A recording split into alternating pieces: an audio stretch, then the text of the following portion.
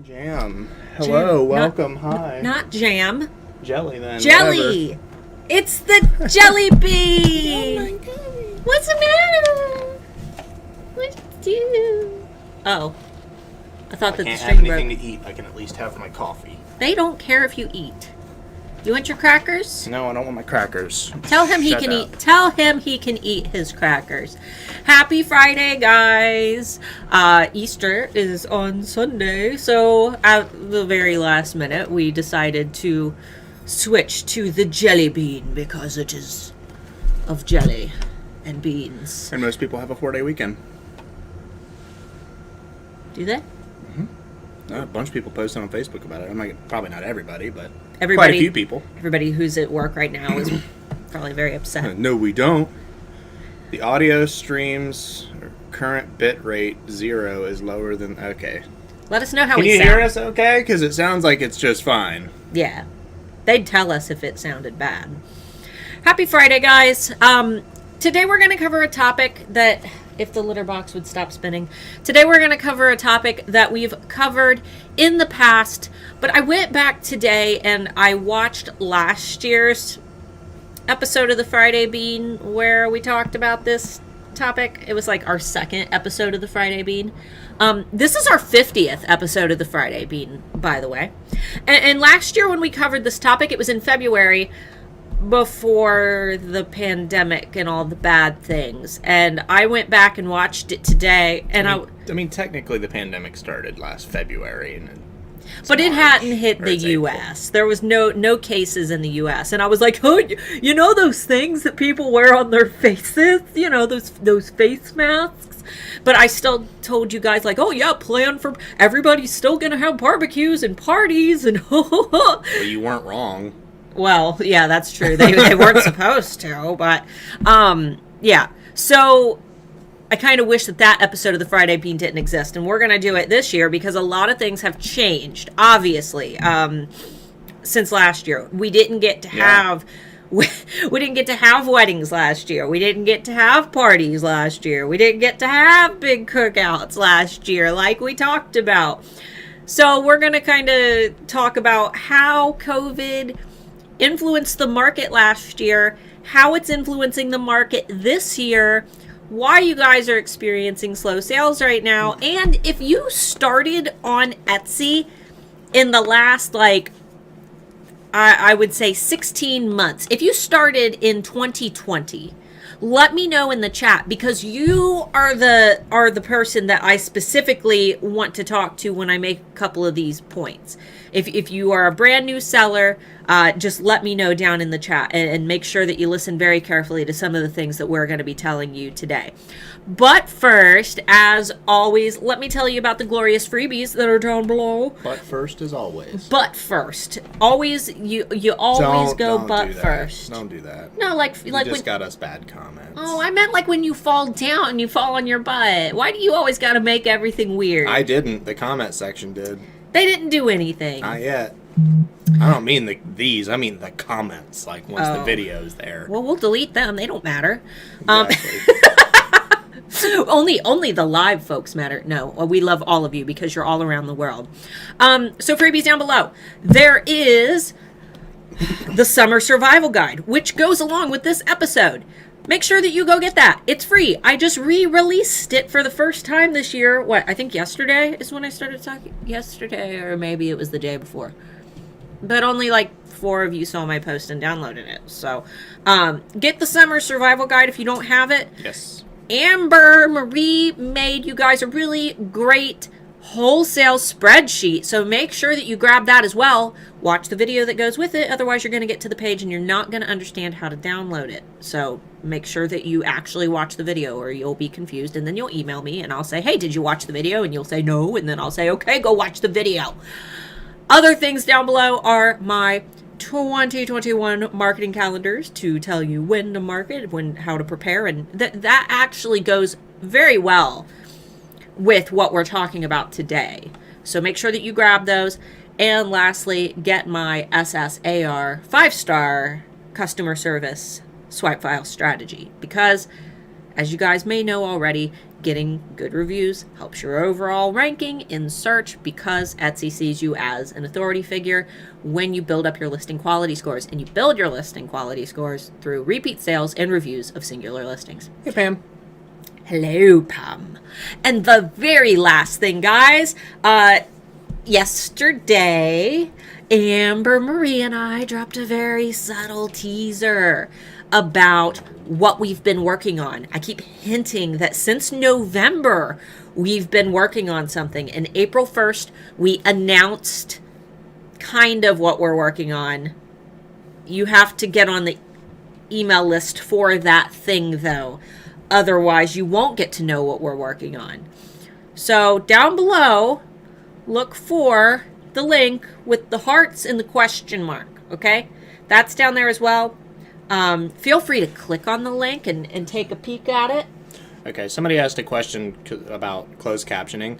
If you're on your phone and you want to do closed captioning, you just tap your screen so it comes up with the play bar on the bottom with the pause button in the middle.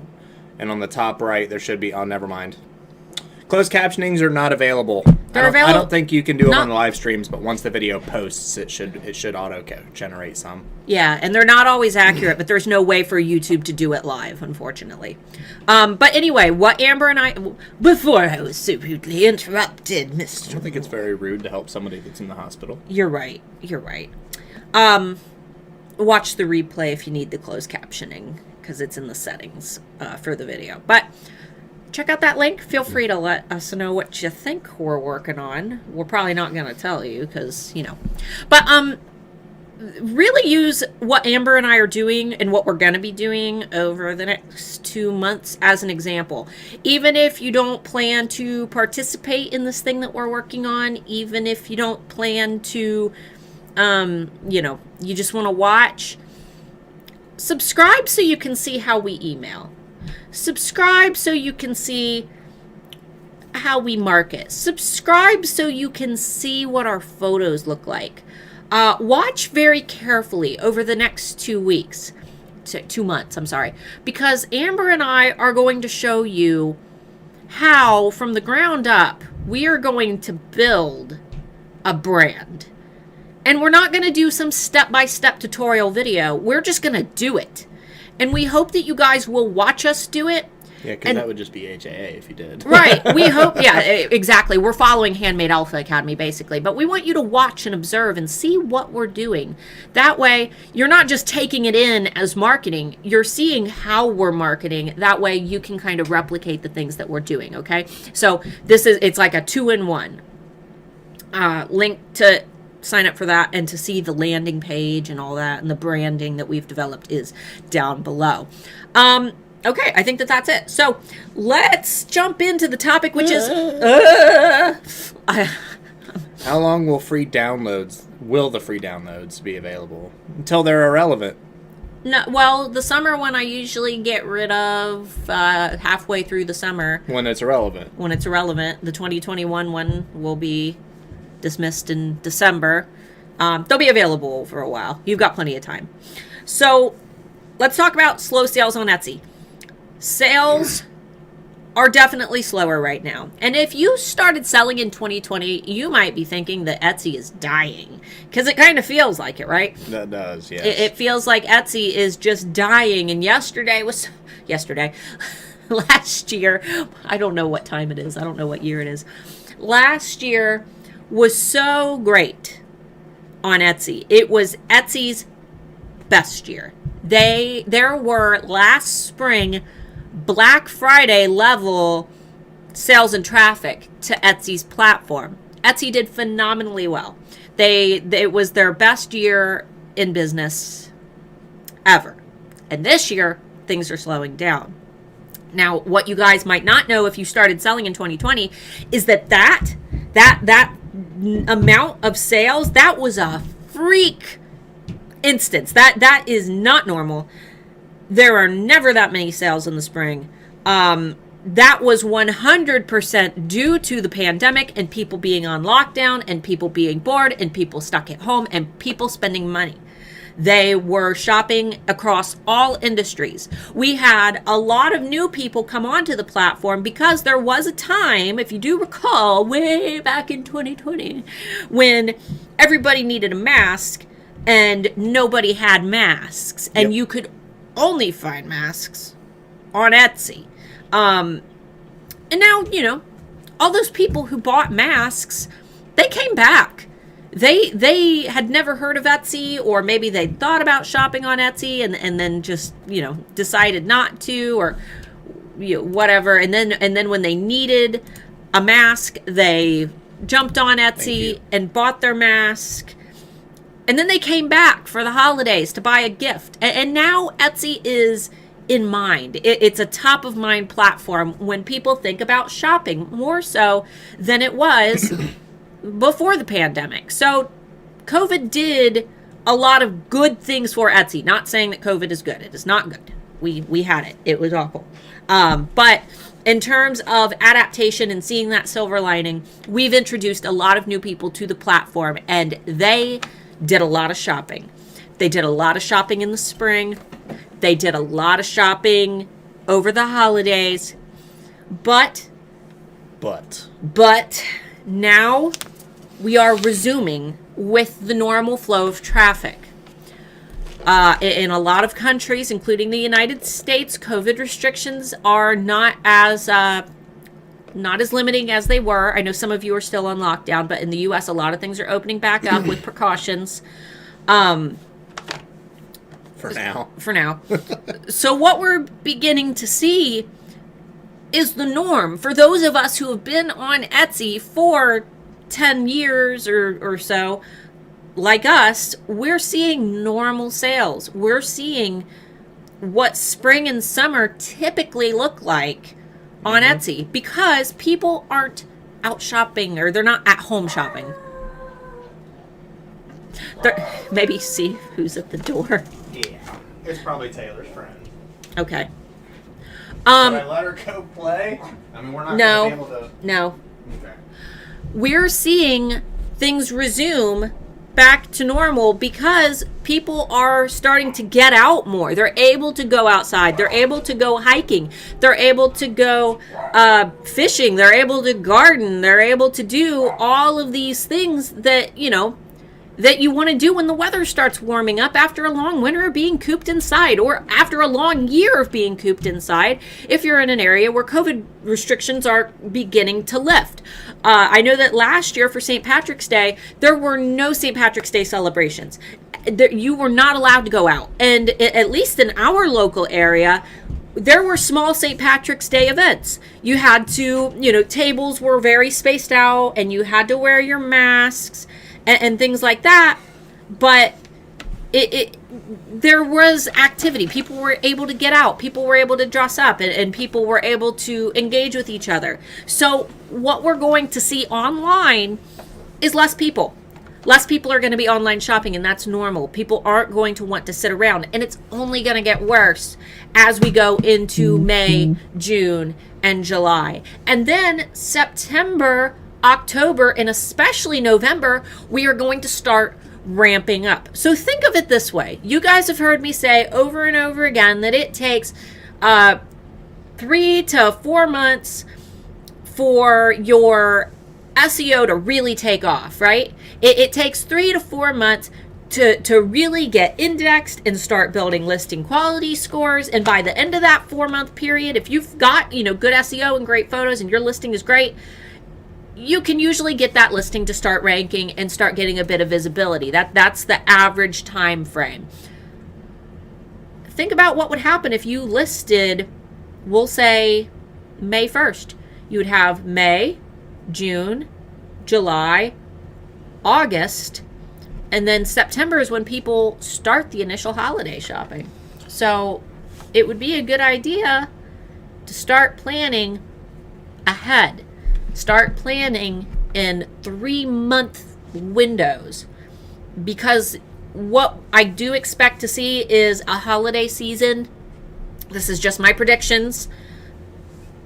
obviously last year when I did this live stream, my predictions were way off because we had a pandemic. So assuming that things were to remain consistent with how they've been, and people getting vaccinated, and the COVID becoming more and more under control, I suspect that we probably won't see a holiday season on Etsy as good as last year's. But I do think that we're going to see a very, very great holiday season on the platform. Unfortunately, that means that we're going to have a slow spring and summer.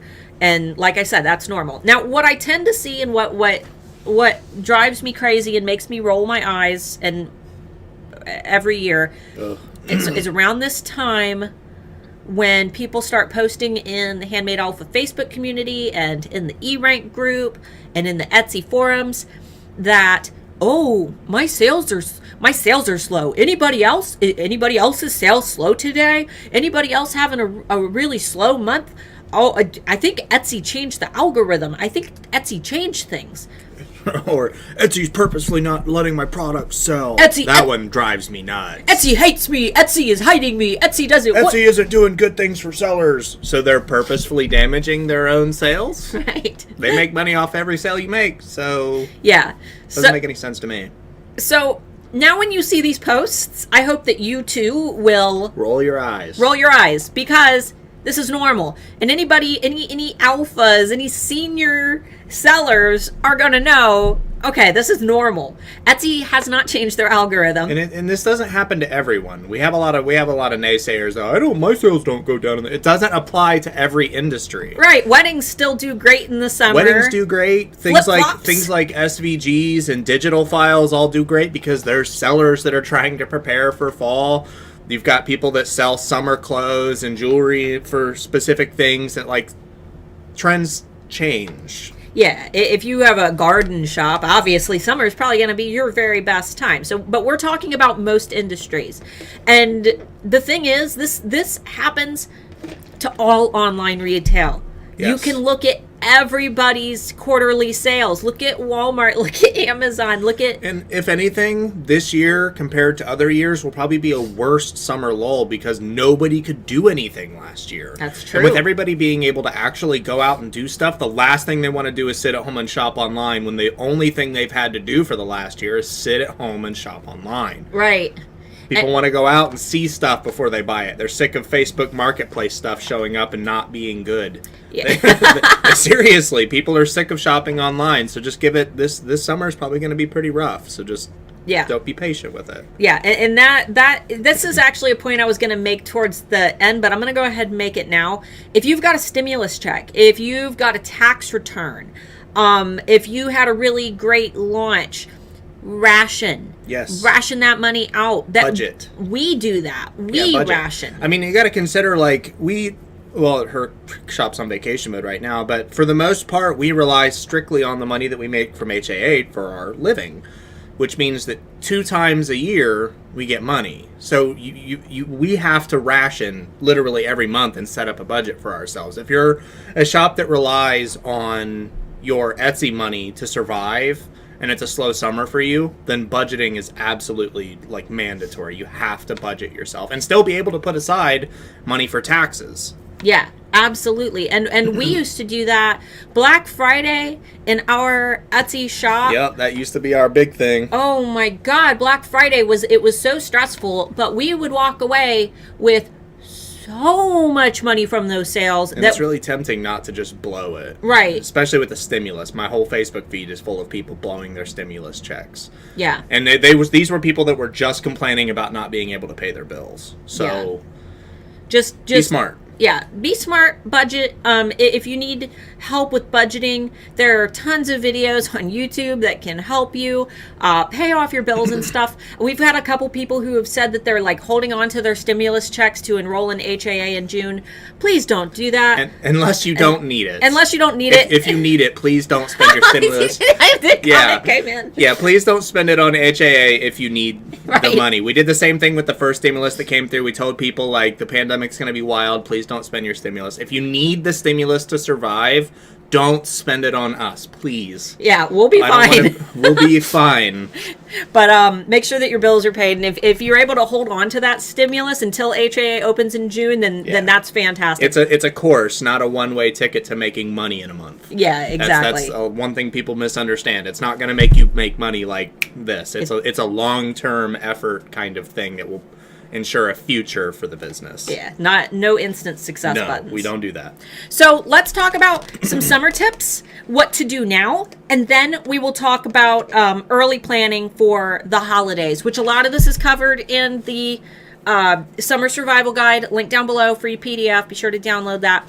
But we're going to add a little bit to that if you're following along with us via the PDF. So the first thing is that you guys, if you don't have your summer products launched, you need to be doing that like yesterday. Yeah, it's time for that because people are wanting to go out and do stuff. Yeah. I mean, we just had snow, but...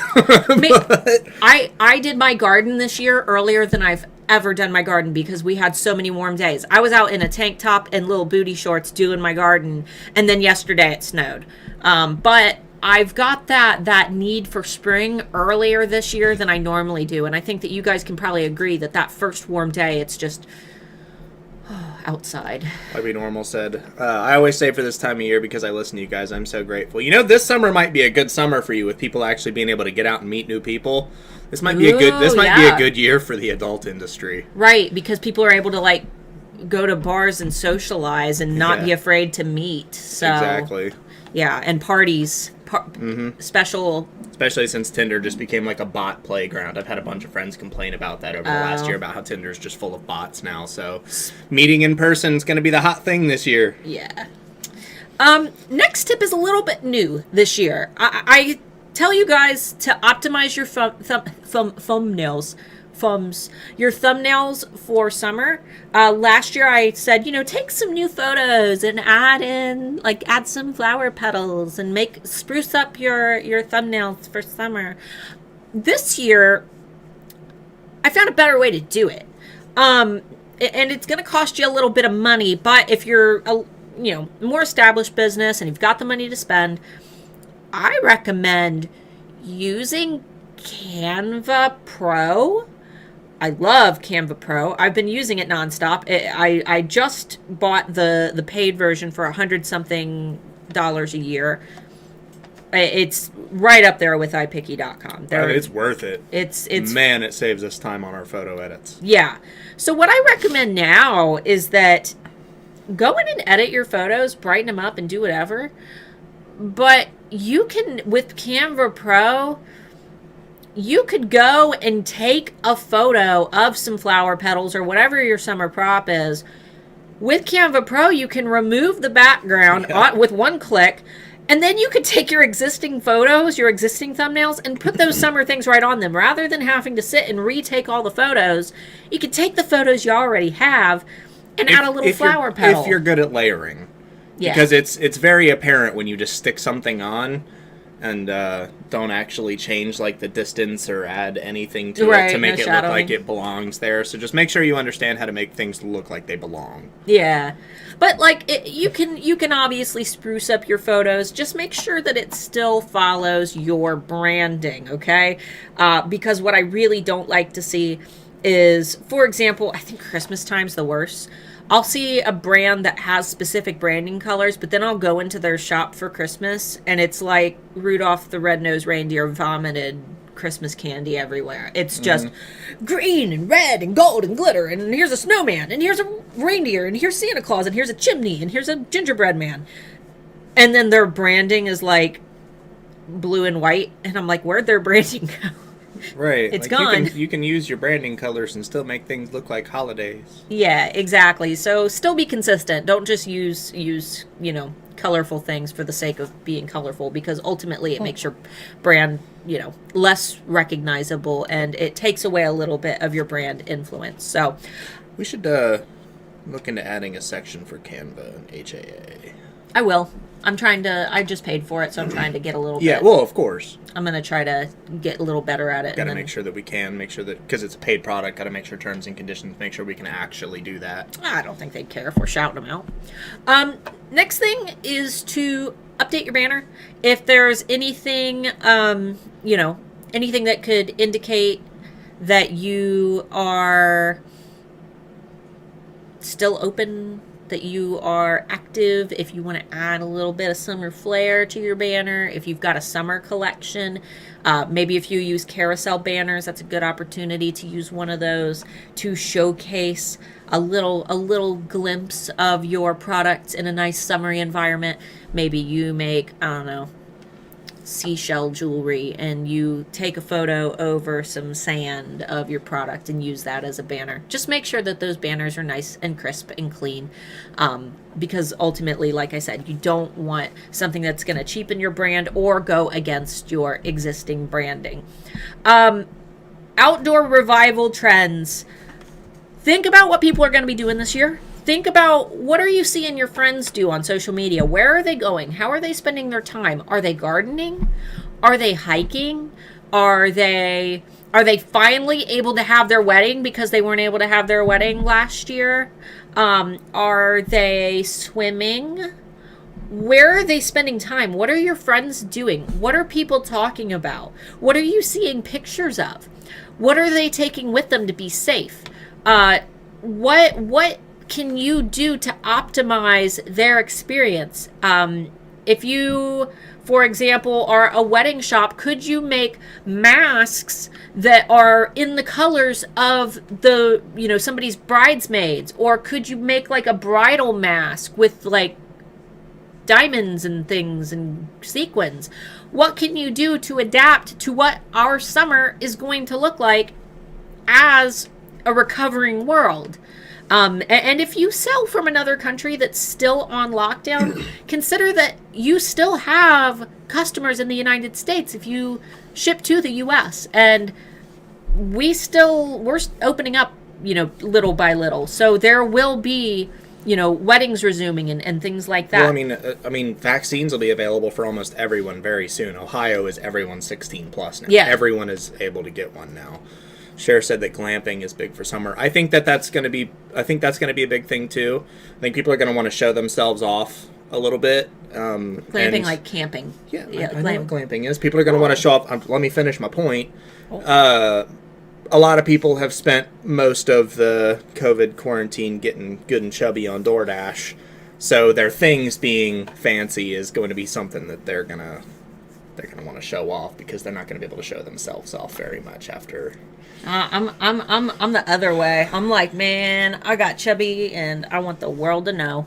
Everybody gets to know. Everybody's a little chubby this time around. It's okay, guys. We're a little chubby too. Shh. It's okay. We love. I just keep hurting myself. I mean, I didn't even notice it, but you see my foot now. Oh yeah, he broke his foot. And I hit it here. That means I've got blood on the inside. I hurt my foot, guys. He broke his foot. I broke my foot. I don't think I broke it, but I definitely chipped it. All right, so let's move on past Mark's stinky foot. You're the one with stinky feet, not me. That's true. Trends. As always, Target.com/finds. Target.com, even if you don't have Target in your country, you should still be able to access their website. Target.com/finds is going to show you cool little collections that they've put together of their trending products. And this should help you to identify not just what's on the photo. Don't just focus on the item that they are trying to sell. Focus on the colors. Focus on the colors that they're using for a background for that photo. If they're selling a candle, what color is in the background? What's their background color? What color is the t-shirts that are trending? Because these are all things that are going to carry through. And right now, pastels are big, so just be aware of that if you're taking notes. Pastels and really bright, vibrant colors. Mm-hmm. Those are going to maintain. I think 90s stuff is going to be big too. Oh yeah, I think that's going to continue on. Yep, 90s are huge right now. Like think Rocco's Modern Life level 90s stuff. And also, make sure that you check out the E-Rank Trend Buzz and start looking at what was popular in the summer. Now, if you look on the E-Rank Trend Buzz for 2020 and you look at April and May, it's mainly going to be masks and hand sanitizers and things like that. Obviously, you can kind of skip all that stuff because that stuff is not going to be as in demand this spring as it was last year. But look at June and July and August and see what people were searching for. And like I said, skip over the pandemic related stuff. But look at the other things. What if you are selling jewelry? Look in the jewelry category and see what type of jewelry was especially trending in the spring and summer of last year, because ultimately we tend to see trends maintain and come back. Things like the little fruit slices. Lemons are huge this year because of the color of the year being illuminating, and that gray and yellow combo. Those are really big as well. So like I said, just dip in. And I think beards are probably going to start to come back too. A lot of people haven't wanted to have beards just because they can't wear a mask with one. Oh, yeah. I get a permanent dent in my beard when I So wear a mask, so people will probably be growing them back out. beard oils or things about bearded, just think a mug with a picture of a beard that says beard man. I am beard man. Beard man. Rocco's Modern Life. Oh my god, I'm so old. What is that? It's a cartoon from the 90s. Was it early 90s or late 80s? I think it was early 90s. But yeah, it had probably like the most innuendo out of every children's show. He worked at an adult call center, and it was only hinted at by signs in the background. But yeah, he worked at like a sexy adult call center. Rocco's Modern Life. Angry Beavers. Angry Beavers. Angry Beavers. Doug. Yeah. Doug. All right. Real Monsters. I loved All Real Monsters. All right. And then the very last thing for maintaining our summer is seasonal keywords 3 to 4 months early. Get those in as early as possible for whatever you're trying to target. For example, it is April, May, June, July. So if you're selling 4th of July stuff, you need to get those keywords in like now. If you've got 4th of July products for our U.S. folks, you need to get those in your shop now. Deb said all her friends are shaving off their COVID beards. Oh, Maybe I could be wrong. I don't know. I'm leaving mine. yeah, maybe it was people who just didn't want to go get like primed up for. It could be. And you know, I had a really important point that I didn't write down. Aw. Optimize your summer for engagement rather than sales. And what I mean by this is focus on your social media strategy, because people aren't going to be sitting at home on their clunky desktop computers as much, but what they are going to be doing is they're going to still be checking their phone, and they might not be shopping on their phone, but they're probably still going to scroll through Facebook and scroll through Instagram and scroll through Pinterest. Maybe they're looking for gardening ideas. Yeah, with people being outside doing stuff, Instagram's going to be big. Yeah. It's going to be real big because people aren't going to want to be sitting on their phones the whole time, but they're going to be pushing stuff out on Instagram. So. Yeah.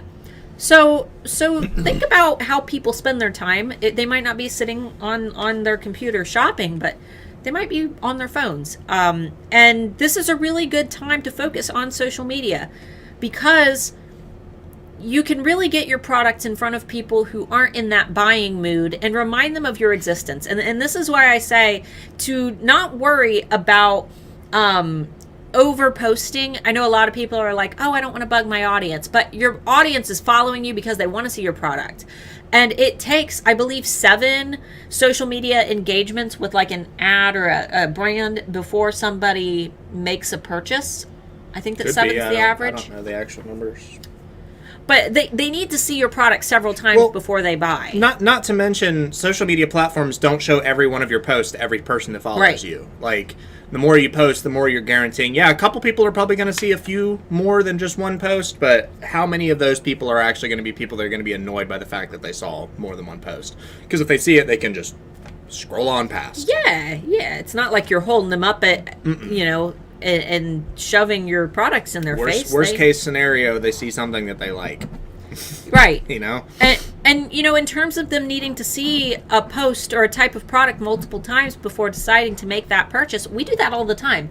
I'll see an ad and I'll be like, oh, I want to buy that later. And then I'm like, well, I can't buy it right now because I'm busy, But you know what? I'm going to see that ad again later because I just engaged with it. Or I'll see something several times and I'll be like, you know what? I am going to buy this Now, thing. don't spam. Don't be crazy. Don't post like 50 posts in a day. That's obviously too much. Right. There is a limit, but if you feel like 3 or 4 is being spammy, then don't worry about it. 3 or 4 isn't that big of a deal. Just don't be posting like 20, 30, 40 ads a day. Yeah, I would do two per day. I would space them out in like 12-hour increments, and don't post the exact same photo, but you can post the exact same product. You can post that same product with different backgrounds. Just make sure that the photo is different. Add some effects to it. Use the Motion Leap app. I've got a video about it. It was called Pixel Loop when I made the video, but you can add all kinds of like glitter and butterflies and moving graphics to your photos that make them pop. Canva, they've got motion graphics and all kinds of cool stuff to make your photos, look really nice. And as long as you're changing up the photo itself, you can advertise the exact same product over and over. Sure, made a good point.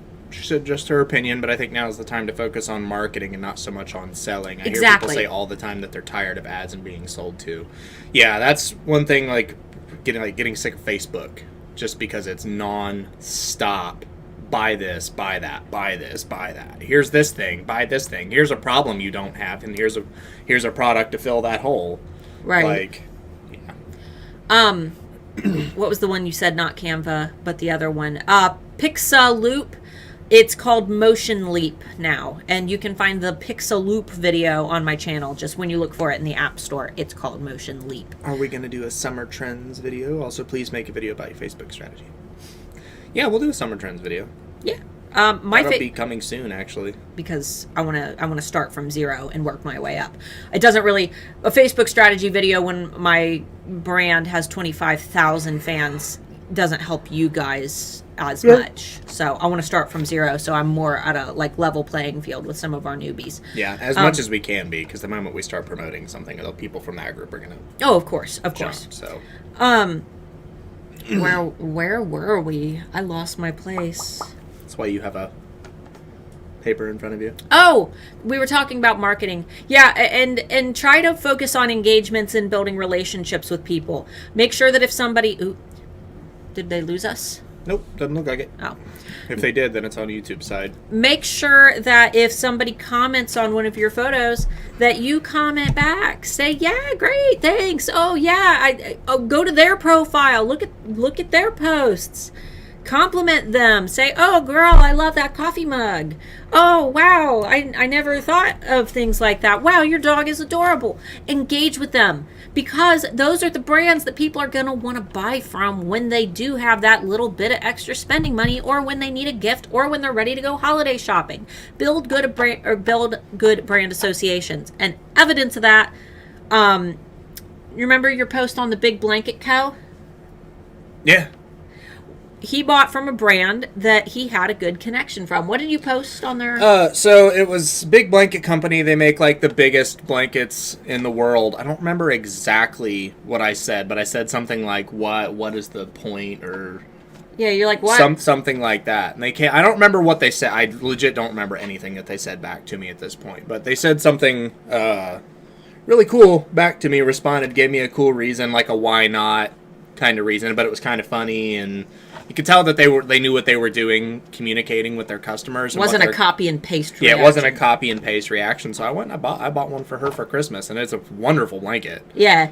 Like he was like, what's the point of this big blanket? And then they told him what the point of the big blanket was, and he's like, oh, cool, okay, I'll buy this for Christmas. So just it's filling a problem. That's like Amina asked, what problem does jewelry solve?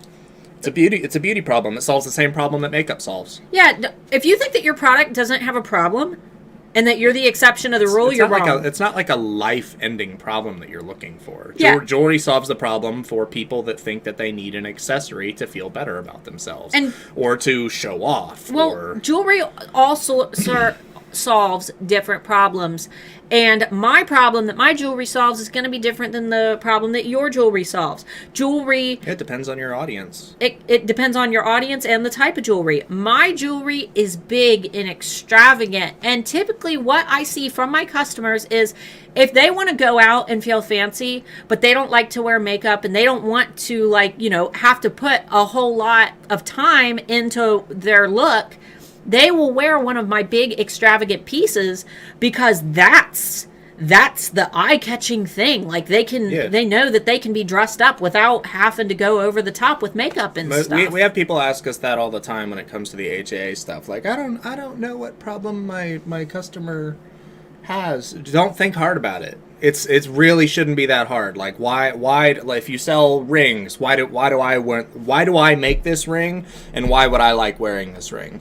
That's the problem. Right. Why do I wear that? It's not just, oh, so I have a ring. It's, oh, so I have something to show people. Oh, this is party attire. Oh, this is something that I want to draw attention to. Like, it's a very simple problem, not like a life and unless you have something that solves a big problem. But. Right. And here's another really interesting thing is that if you, with his ring example, if you make rings and you think that you're serving women who want to look fancy, whatever, you know, the reason you choose, but then you notice that it's only men buying your rings, and you know that they're buying those rings as gifts, that's the problem you're solving is different than what you thought. Right. And that's a good indication that you need to pivot. You need to stop marketing to women, and you need to shift your marketing towards men. And this is what we commonly see with jewelry stores. You see things like Zales and all these big jewelry stores. None of those companies market to women. No. They all market to men who are buying for women. Yeah, even their fonts,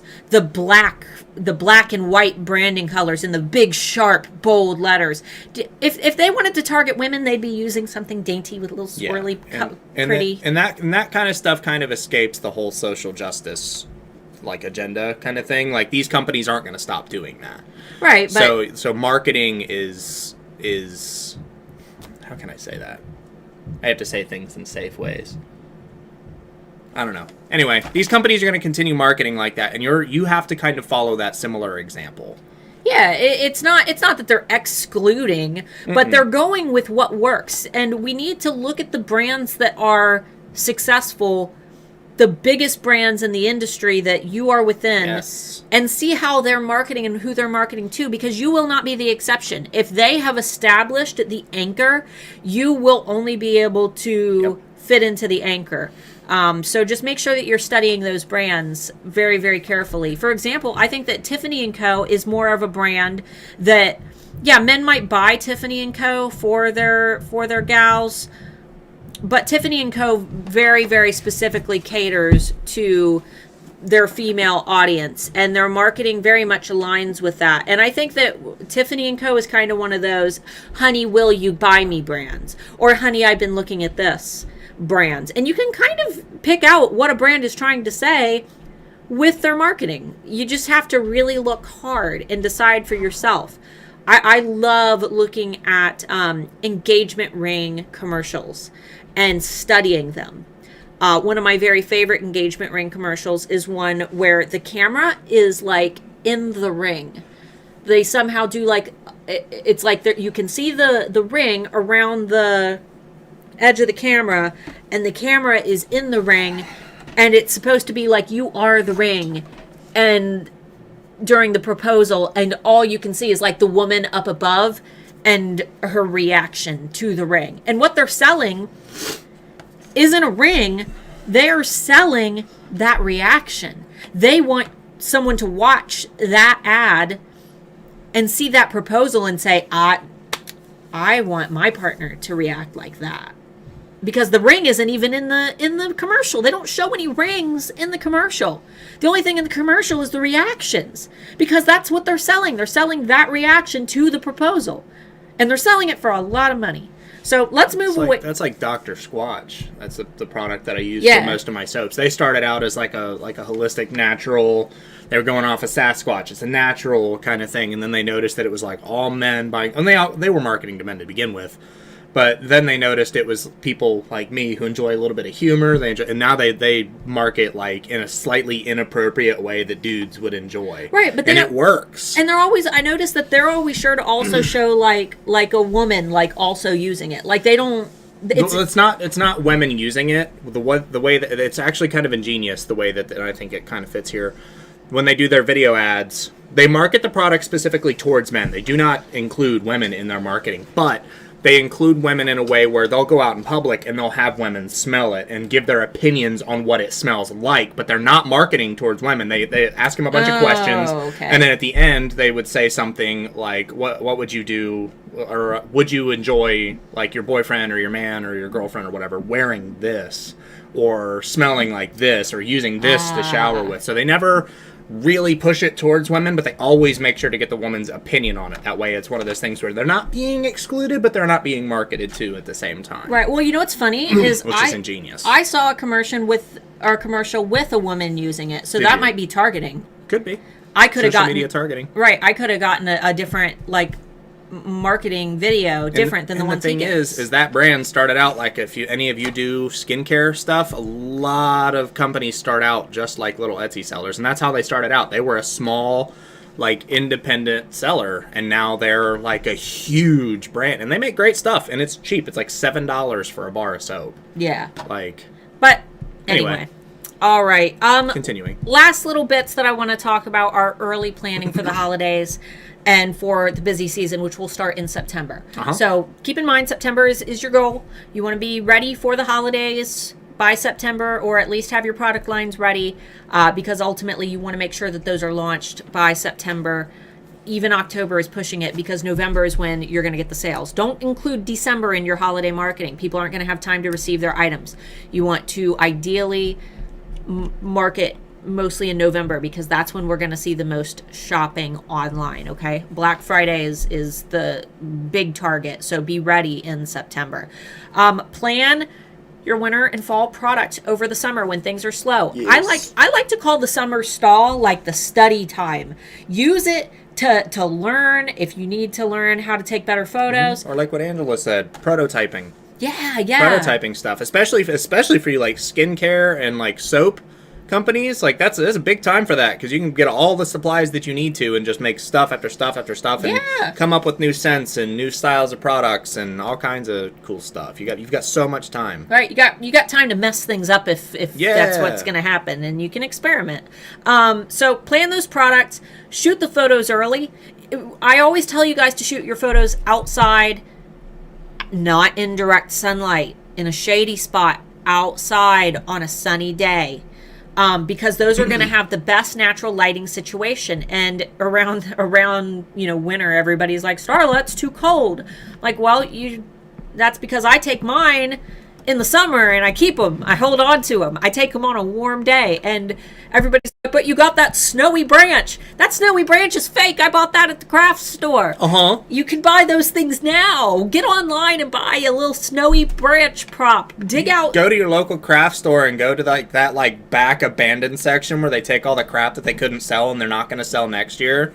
You might be able to find something back there. Yeah, or just get online and buy a little holiday prop, or buy a branch and some snow spray. Dig your tinsel out of your Christmas box and use that. But appropriate. What? Anyway. But plan ahead. Think about all the time that you'll be saving when things start getting busy, if you get those photos taken and edited and ready to go now, when you don't have as much to do. And it's a nice thing to do outside. Sorry, I'm being goofy because we have a bunch of people who didn't have to work today. Oh yeah, because day off. Big live stream today. Welcome all you new people. There's got to be new people here. However, there's only 40 likes. Which means there's over 200 of you that haven't liked it. Come on now. My heart. I can't. Give it a like, subscribe, hit that bell. We're not quitting early, guys, so don't worry. I've got the very best tips. And though I save those for last, but I can't say them unless they like the video. You could never be an actor. I could be a soap opera actor. I could be in the first Twilight movie. Yep. Did you guys know that I bought Robert Pattinson's jacket from New Moon? You could be on General Hospital Guiding Light. General Hospital Guiding General Light Hospital Oh, Guiding. my children, the young and the restless on... I don't know. Okay. So, shooting photos early. Focusing on your social media connections. Once again, that is I'm carrying that over for holiday prep. You might not make that sale. You might talk to a customer every single day, and then you're just kind of ticked off that they haven't bought anything yet, and you're like, oh man, this person keeps saying they're going to buy and they haven't bought yet. They might be holding out to buy for the holiday. So just keep engaging, keep talking to people, focus on your social media strategy. This is one of those things that is going to pay off later. You might post and post and post every day, and nobody's engaging, and nobody's buying, and nobody's paying attention to my ads, nobody's looking at my photos. But people are looking, and they're waiting, and you're building a brand impression, and you're ramping up for a successful holiday season. So just always keep the long term in mind. I know that we all want like that instant gratification, but that's like going to the gym and then giving up because you went to the gym once and you're like, oh man, I didn't lose any weight. It's not how it works. In fact, usually if you go to the gym and work out really hard, you weigh a little bit more the next day because you're all inflated and swollen. So Deb, that's beautiful. Sounds like a video game intro. The day after a snowfall, when the sky is brightest blue and everything covered in snow, the whole world is a giant light box. oh, it's beautiful. I love it. Next thing is make sure that your photos are optimized for mobile. We follow Lord. big brands that don't optimize for mobile. All of your photos should be optimized for mobile for social media because most users are using social media from mobile, not their desktop computers. Even if you're the exception to the rule and you don't ever use Facebook on your phone, you don't even have the app. You only use it on your desktop computer. You're not who I'm talking about. I'm talking about the majority of the world who only accesses Facebook from their phones and Instagram. Yeah, if you're still refusing to use Facebook, you're like in the 1%. Yeah. Most people use it. Yeah. It sucks. I hate Facebook, but you have to have it. So. Yeah. So Square photos, they show the absolute biggest on mobile. Have you ever noticed that? Let me see if I can just pull. Because you don't have to expand the picture to see everything that's there. Yeah. So let me pull up. I'll pull up a picture of Mark and Bubbers. Hopefully they can see. But notice that the photo goes Go all closer. There you go. all the way to the edges. You see that? It stretches this way and this way, and we have maximum size. Yes. Now, when you're taking a horizontal photo, you're going to sacrifice all this space. You're going to have a short little stumpy photo. And if you do a photo that's too long, Facebook's going to cut it off. Yeah, and Facebook prioritizes ad photos that are set properly for their platform because they know more users will interact with it. That's why all the videos you see, all those, Now This and Tasty and BuzzFeed videos are squares. Yeah, people are more likely to click on a link in a description of a photo of an ad that people can see all the way of. If you can only, especially if it's one of those things where the picture is the link and it's got like the little link there. If I can't see the whole picture, I don't know what I'm looking at. Yeah. So nice and big, square photos. Those are going to be the best. I have a social media sizing guide freebie that I just created, and then I was like, man, we've got the wholesale thing and the summer survival guide thing, and I don't want to launch another freebie because everybody will get freebie burnout. So I'm going to wait a couple weeks, but I will have a social size guide for all social media platforms and proper sizing. That'll probably launch next few weeks. Sandra said, I switched my camera setting to only take square photos, so I don't forget. Yeah, you can do that. If you set your aspect ratio to 1:1, it'll only take square photos. Yeah. Awesome.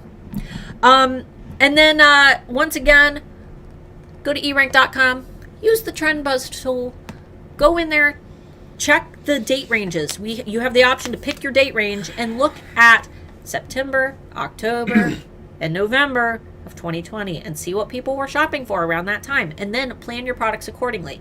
You can also filter by category based on what you're selling. So if you sell jewelry, you can filter just to see what people search the most in the jewelry category in fall and winter of last year. That way you can plan ahead and plan super duper early, okay? Easy Lucky Free said, who gets burnt out on freebies? Skeptics.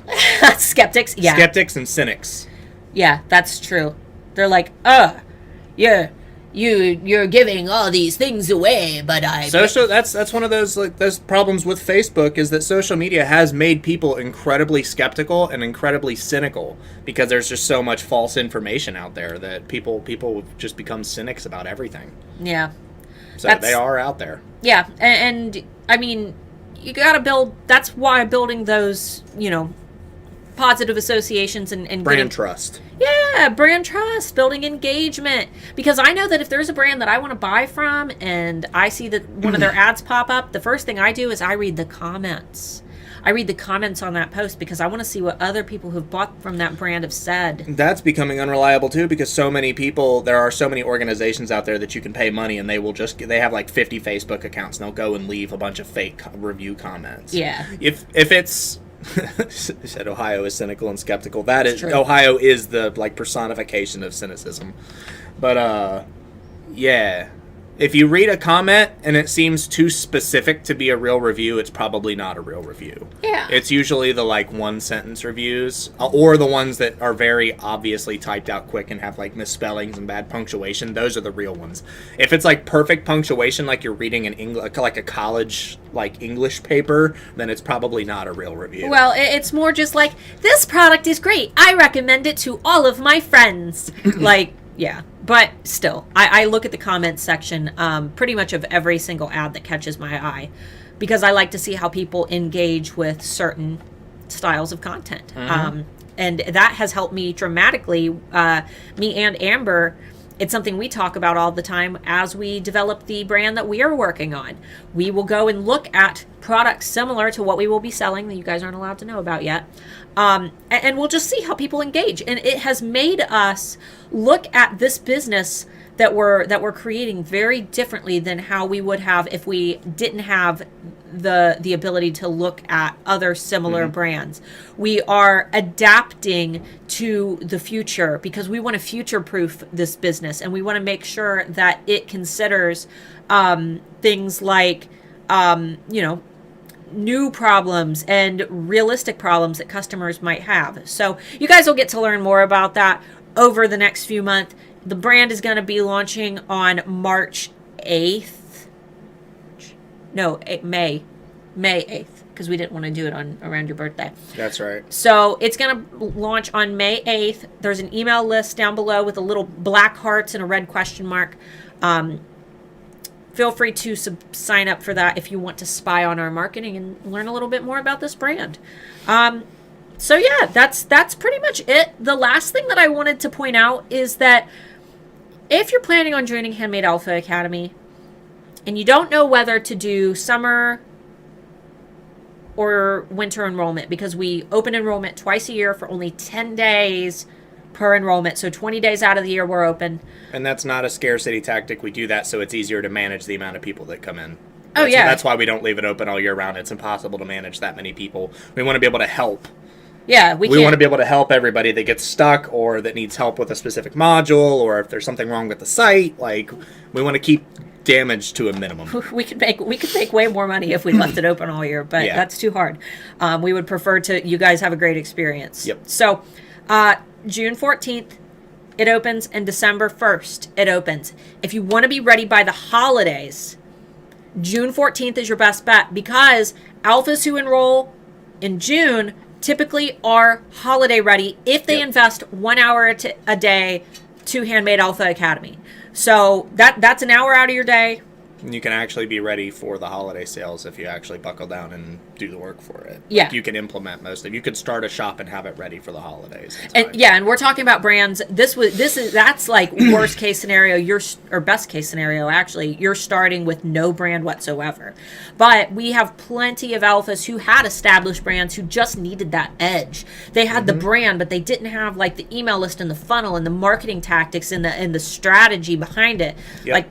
You can, even if you're an established shop, if you're a pro seller and you're making hundreds of sales, it's not necessarily for you, but at that point, you probably have the expendable income to be able to make sure you're filling in the bases. And we do a 30-day money-back guarantee. Yeah. Again, this isn't a sales pitch. I won't ask you any questions. I don't make you turn in any homework. I don't make you do any of that crap that other sellers. I hate that stuff. Transparency 100%. There's probably somebody with this many people in the stream. There's probably somebody here that I've helped, that I've allowed to pay off or something like that. Like, we're extremely flexible with this stuff. Because the last thing... It says no data. Are we still streaming? Yeah, we are. The last thing that we want is for people to struggle. We do not want people to struggle. Yeah, absolutely. And running an online course through COVID was really a test of that, because we had more like people with emergencies pop up this year than we ever have. And I do my best to help everybody. I manage all the payment stuff. I manage the stuff on the back end of the website. I do all of that stuff. And another thing, and I've had people message me that say that they love this strategy. If you're not sure if you're going to be able to afford it for one reason or another, we know we're coming out of a pandemic and people are struggling. Wait until the Christmas launch. But what I would do, because the payment plan is technically more expensive than the upfront payment, I tell people to save what you would normally pay for the payment plan each month from June until December when we open, and then not only will you be able to pay for the one-time payment and save yourself a couple $100, you'll also know that you're capable of affording it. That allows you to, if you need to spend the money, and I know it seems like common sense, but if you need to spend the money, then you know that you weren't able to afford it in the first place. And then you won't have the awkward conversation of having to message me and feel bad. And you don't need to feel bad messaging, but you won't have to go through all of that. Yeah, people they're always like, I'm so sorry. Like, don't be sorry if emergencies happen. Stuff happens, life happens, and we love you guys. Anyway, we'll move on away from that because people are leaving, and I hate it. I hate it. I hate doing the sales pitch part of running a business. I don't like it. Don't leave. We love you. We love you. Don't leave.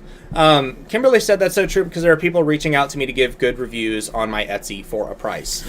If they're coming to you through your Etsy store, messaging you through Etsy, I would report them to Etsy. Yeah, that's absolutely report them to Etsy because they're not supposed to do that, and I'm 100% certain that's against their terms and conditions. Oh yeah, it is. It's shilling, and you could. Shilling is when you do it yourself. Oh well, yeah. I think it's still a form of shilling. It's telling people to go leave good reviews on. Yeah. Origami Sensei said Ohio is like the peak marketing challenge. If your marketing works in Ohio, it will work anywhere. That's no joke. After being in the military, we've been stationed in Texas, California, and Ohio. So we've been at like the three extremes for the country. And while Texas has probably the worst drivers out of any state I've ever been in, Ohio is probably the most skeptical people ever. Like, it's hard to sell something to somebody in Ohio because we live in an industry state. So literally everywhere you look, there's a store and something to buy.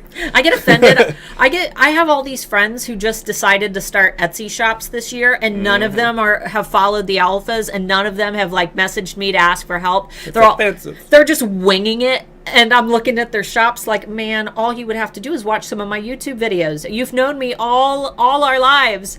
Ask me for help, and I'm not going to reach out though, because maybe they don't want my help. I don't know. Elena asked what's too specific. She's referring to like Facebook reviews. Normally when somebody like addresses every detail of a product, like every little thing, like, oh, I love this thing and this thing and this thing and this little detail was nice and this thing and that thing, that's what I'm talking about. Because nobody leaves real reviews like that. Look at an Etsy shop and look what the reviews are like. It's usually like, oh, it's beautiful, or oh, it worked great. Those are the real reviews. Well, if you really wanted, if you're really skeptical about, check their Facebook profile. Yeah, if you're really skeptical about a comment that you see on Facebook and you think that it's a bot, just go to their profile and see when the profile was created. And if it was created within the last 3 months, it's probably a bot.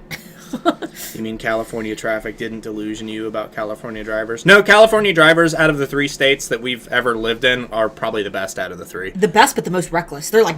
No, Texas drivers are the most reckless for sure. Where we were stationed in Texas, you literally had to stay at a green light for like an extra 2 or 3 seconds because some jerk in a giant truck would blast through a red light right after. And I'm not kidding. It was pretty much every light somebody in a giant truck would blast through a red light. But anyway. Yeah.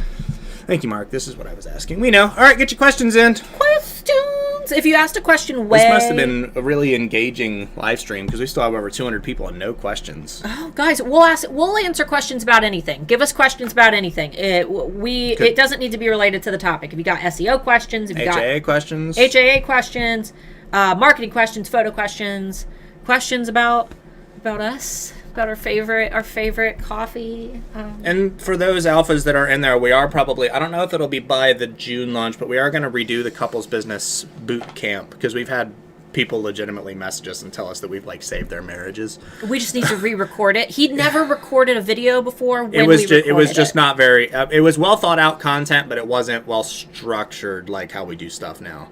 Give me your social security numbers. Okay. Everybody got their pens? Here, let me grab my credit card too. It is 000 420691991. That's not your social security number. That's just my plans. No, I'm just kidding. Always best to hesitate at any Texas stoplight. Yeah, because everybody in Texas thinks they're important. Yeah. See, now everybody's talking about drivers. California drivers go fast, but they know what they're doing. No, they don't. In Texas, they just rely on their giant truck to save them. Well, that's true. And that's true, but California drivers Above that, Chris. are just pretentious. Best to start marketing for fall in July? I would start at the latest, if you're doing like Halloween stuff, I would start marketing that in like August. But fall, you could start in July, kind of start teasing it.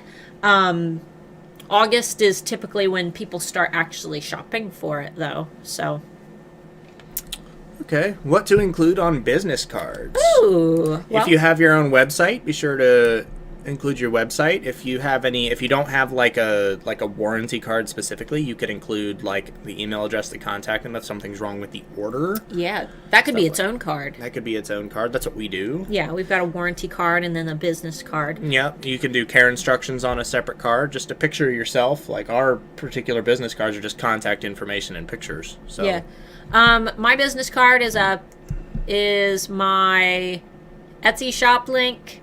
And I think I haven't even looked at them in so long. It's like you go blind to them after you've used them for so many years.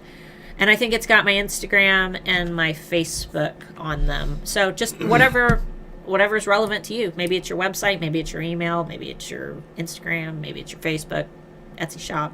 I put wherever they're shopping from, make sure you include that. Because if they give it to a friend or it's a gift and you shipped it straight to the recipient, they might want to buy something else. So I have a question regarding the rank checker on eRank. What is more reliable when we want to track improvements on our listings? Etsy search analytics page or the rank checker?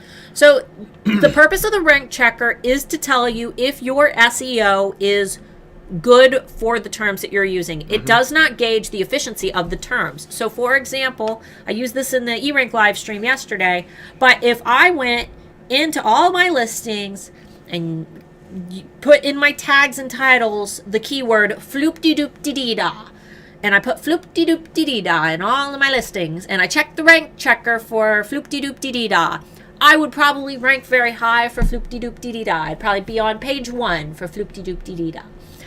But that doesn't matter because nobody's searching for floop-de-doop-de-dee-da. So it wouldn't matter if I was on page 1. So therefore the rank would be irrelevant. So first, when you're checking the rank of a listing, you want to make sure that the keyword that you're trying to rank for is actually something that's in demand. So that's note number 1. Note number 2, and we say this every live stream, is that you want to also keep in mind that rank checker is only showing where you would rank if personalization factors were not applied to that search. There is no way to strip personalization. You cannot do it by using a VPN. You cannot do it by using an incognito window. You cannot do it by going out and buying a completely brand new computer with nothing on it. You cannot do it by using your friend's computer. There's no way to strip personalization from that search. The information that eRank's rank checker gets is direct from Etsy's API. But there's an additional filter per user that plays in, which is personalization, machine learning, things that Etsy knows about you and how you search based on where you are, your IP address. It goes deeper than that, too. It goes people that are in your area. Yeah. Like frequent common searches from your, it could be county, your city, whatever, just depending on where you are. It takes into account your data first, and if there's a limiting factor of data on you, like if you're using a VPN, it takes into account the people in your area and what people in your area search, because you will be more likely to search for those kinds of things. Yeah. There is no way to avoid personalization data. If it says your listing is on page 1 for what you're searching for, it is on page 1 for what you're searching for before any of that takes place. Right. And the rank checker, the purpose of that tool, because people are like, well, what's the use for it if I can't go to Etsy and search for my keyword? Because it's a good place to start. The rank checker tells you that your SEO for the listings that are ranking high without personalization, those aren't the listings that you need to focus on. Those are the ones that have good SEO. Those aren't the listings you're looking for. Yes, those are the ones that you don't. those are the listings that you don't need to touch. They're doing good, okay? So there's that little bit as well. Hold on. I'm asking because the results are very different, and if I'm tracking if what I'm doing is working, I would like to use something that will offer me reliable info. It's all about utilizing all of the different tools for their specific aspects. Etsy's search analytics are fantastic. It's search analytics beta. It's been search analytics beta forever. But those items, it's not pick one or the other. Those both serve different purposes. You need both of them. You use them in unison. You don't pick one. The rank checker is going to show you where you would land. Search analytics are going to tell you what you were found for. So if you were found for completely different keywords than what you're ranking for, then that's a good indication that those words that you're being found for are the words that you should be putting in more of your listings. And then see if you can rank for those words. Those are two totally different tools for different purposes. So they can't be confused with each other because they're not doing the same thing. So. Exactly. What finance software do you suggest to use? Quicken, QuickBooks, etc. A lot of people have good success with QuickBooks. I know as much as it makes people cringe, I use a text document. We have an accountant. Kinda. We have a tax accountant that we go to once a year. Yeah. But as far as actual like bookkeeping where we put our purchases, I do it in a text document just because I work better in that sort of platform. And I prefer it. I have a very good sense for organization, and I'd have my own way of doing things. He's a math guru, so I'm a weirdo, is what I am. I do things weird. Well, you're a data analyst, so he's good at that. But if you're not good at that, we hear that QuickBooks is the best, and I believe it's in Etsy's integrations as well. You're out of focus. You are now in again. Yeah, we probably waved something. If we wave in front of the camera too much, sometimes it likes to go out of focus.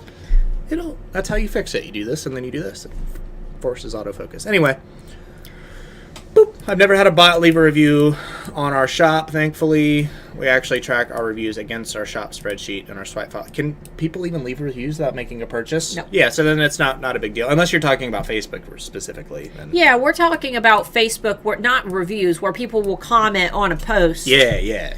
Like they'll comment on an ad. And it'll be like, this is the greatest product in the world. It completely changed my life and saved my marriage and made me lose 100 pounds. And I'm like... Yeah, I'm sure. I'm like, really? It's a coffee pot. Good coffee, man. It changes lives. Eva said thank you. It makes more sense now. I thought they were doing the same thing. Nope. And we both work for eRank. Just full disclosure. I'm the data analyst and she's head of marketing and PR.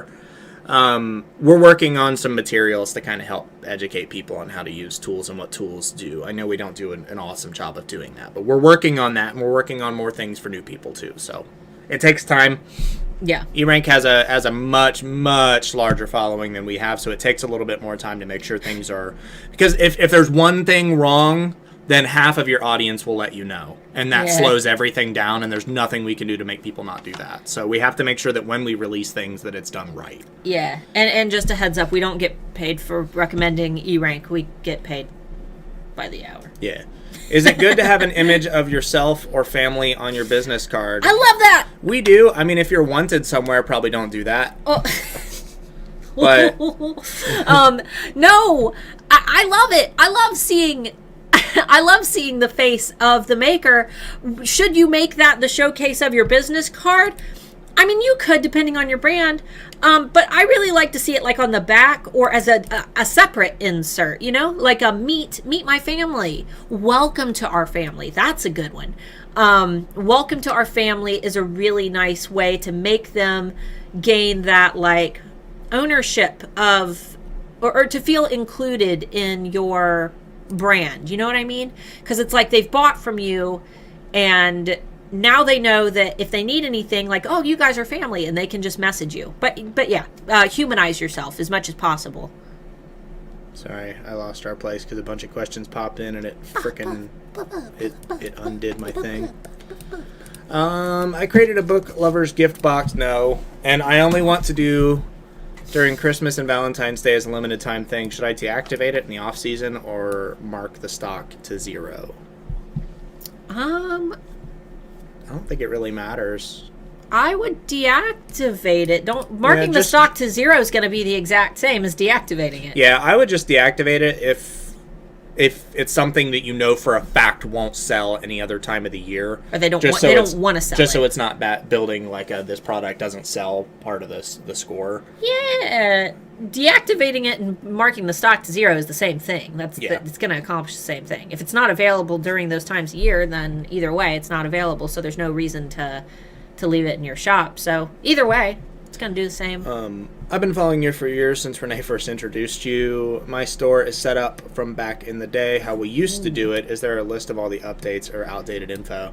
No. Well, that depends on what's back in the day. What year are we talking about? Don't renew your listings every day. That was good info back in the day. Please don't do that. You're wasting your money and your time. Don't copy your title and stick it in your description. It doesn't hurt you, but you're wasting space and it makes you look goofy.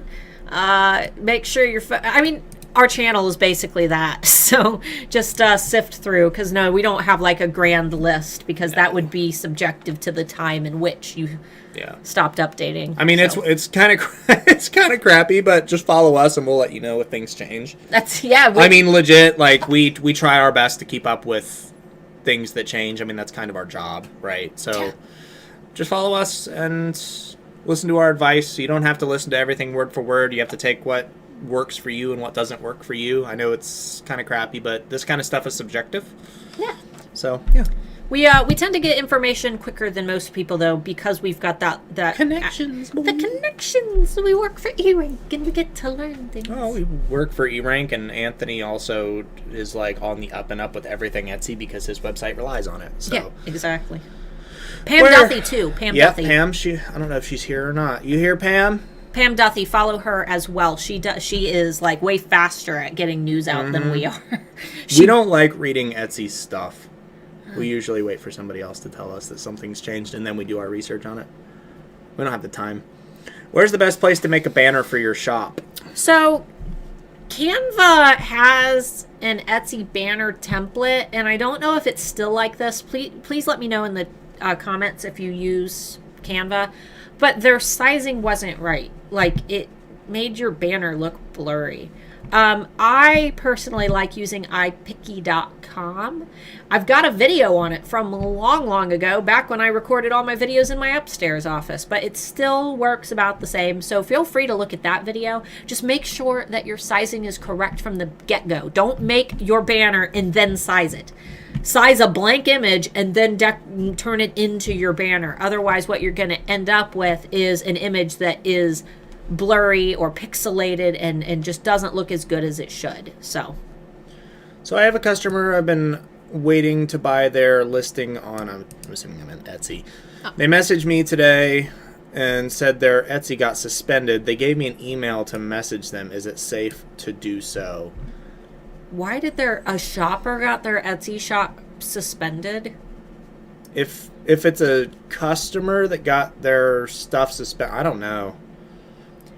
That's riding a gray line because you're not really allowed to sell somebody something off of Etsy. Using Etsy as the platform. So probably not. If this is like a big sale and you're really like relying on it, I might message Etsy and ask. Because they might have been beating around the bush trying to buy stuff off of Etsy to begin with, and that's what got them in trouble. But how would they have messaged you if their account was suspended? Unless they emailed you. Because if they emailed you off of the Etsy platform, then it's fine because then it it's wasn't. fine because none of the transaction went through on Etsy. But if they messaged you on Etsy, then their account was not suspended. Unless they were just suspended from buying and they're still able to view stuff. But that wouldn't make sense. I don't think that's how that works. Yeah, if they messaged you on Etsy, then they can totally... their account isn't suspended, because once your account is suspended, you do not have access to Etsy. Unless it's their bank account that was suspended, and then it doesn't really matter because they can't buy it anyway. Right. Loopholes. They never work. Quick question. Do you guys think it's possible to make a living with a digital product Etsy shop such as Yeah, absolutely. We've got tons of alphas in HAA who make buku on selling digital downloads. Just takes time, yo. Lightroom presets. I get ads for Lightroom presets all the time. So you just want to make sure that if you are trying to make your living on Lightroom presets, that you are looking at what the big Lightroom preset brands are doing and you're doing what they're doing. You need to make great videos that show the before and after with those presets applied. You need to make sure that you're very clear about how easy it is. Maybe have a ton of videos and tutorials and teaching people how to use them. You want to make sure that you are doing video content explaining exactly why they need that product, because a Lightroom preset is not something that you can show photos of it applied, but it's not like a cup. You can't be like, here's my Lightroom preset. Do you like it? Here's how big it is. That's not how that works. So you've got to make it tangible. And to do that, before and afters are going to be your best bet, which you can only do really through video or, with Square Photos, I guess you could fit them in. Video is going to be your content king, though. I would consider starting a YouTube channel. Renee clarified. She said her daughter got suspended and they used the same IP. They messaged me on Etsy. That wouldn't matter because if the IP was suspended, she still wouldn't be able to message you on Etsy. Yeah, if she's messaging you, she can buy. Yeah, if someone, unless it's a guest account. I mean, technically, I guess you could reply with a guest account. But you could buy with a guest account. Yeah, you can still buy with a guest account. So if she's messaging you, then she's messaging you. I mean, if you're doing the sale on Etsy, I don't think it would, if she's going to check out through a guest account, she wants to just message you through Etsy to set it up so she can buy it through Etsy. That's fine. She could just buy it though. Just get with Etsy, ask them, present them with exactly what's going on, and they should be able to clarify. Because at the end of the day, if it's just one sale isn't worth risking your shop. So it's best to just message Etsy and figure it out first before taking a risk. No risk is worth losing your shop. Yeah, because to my knowledge, if you get suspended from Etsy, you are suspended. You can't access it. Yeah, you can't. If they IP block you, they IP block you. There's no way around. I mean, there are ways around that, but there's no normal way around that. You got to be like Wiz to be able to do it. So. Yeah. What's the best way to move away from custom orders? It's not even fun anymore. I want to move in another direction, but not sure how. Well, we did a live stream about this a couple weeks ago, but it's like 2 hours long, so maybe just give her a quick 1-2. No, I don't have a quick. I'm serious. I'm not even joking. We literally talked about this for 2 hours. Moving away from custom orders is a multi-step process, and you have to have a lot of things in place. I normally try to give you guys a quick answer. That's not one that I can provide a quick answer for. That was all Amber Marie, who basically ran that Q&A with me. It's a long one, but it's one that you want to watch. It's one that you want to take notes on. I know that a lot of these you don't want to sit and watch the whole thing, but that's a really good one. So if anybody has the Etsy support email address, could they post it for Renee down there? It's an email address you email. I'm pretty sure it's just support@etsy.com, but yeah, feel free. If it's different than that, somebody post it. Amber, can you Google Etsy support email for us, please? They also have a phone number, but it's impossible to find, and I don't know if they actually use it anymore. Amber, can you look up Etsy's phone number, please? If they still have it. If you're still here. People message my shop asking for custom orders, and I always say yes and tell them how to place the order, but then I never hear back. Is there a way to solve this problem? Nope, not really. Yeah, don't make the order until they pay for it. Yeah, don't actually, yeah. What we prefer to do is have somebody, have a supply cost initially. Don't pay for something out of pocket. You can either take the full amount for the custom up front, or you can, and that's what she does. Or if you're willing to take the risk, you can make a separate listing for just the supply cost. Deposit. Yeah, as a deposit to cover the cost of the products. and then make it, and then create another listing for the rest. Yeah, That's the safest way, or you can charge for the whole thing up front. But it depends. You run a higher risk of getting a bad review if you charge up front and then they don't end up liking it. But if you charge for just supplies, then it shouldn't be too big of a deal. Etsy has a phone number, but it's very hard to find. Yeah, that's why I said it's a pain in the butt. It's usually people that have it written down that are able to comment it. I see it in our Facebook group from time to time. RBD Designs question: is it a good time to open a second shop? I have eco-friendly product line and the other line of printables and magnets. Should I open a second shop or keep everything in one? Those sound They sound totally different. One's an eco-friendly and the other one's printables and magnets. Right. Unless the printables and magnets are eco-friendly or organization or a lifestyle product that fits an eco-friendly lifestyle. Split them. Yeah, then you could totally split them. I'm really big on don't start another shop until you've got one shop that's sustainable. And the metaphor that I always use is that if you've got to build two houses and one of them is for you to live in, and you don't have a house to live in, you're not going to build the houses at the same time. It's not going to be like, okay, let's lay two foundations and let's put the bricks here and let's put the bricks on this. You're going to build one house. That way you've got somewhere to live and your head's going to be dry. And then you're going to work on that other house, right? People get the idea that double shop equals double money. That's not how it works. That's not how it works. It equals double work. It equals double SEO. It equals double research. It equals double photos. It equals double full-time marketing. Mm-hmm.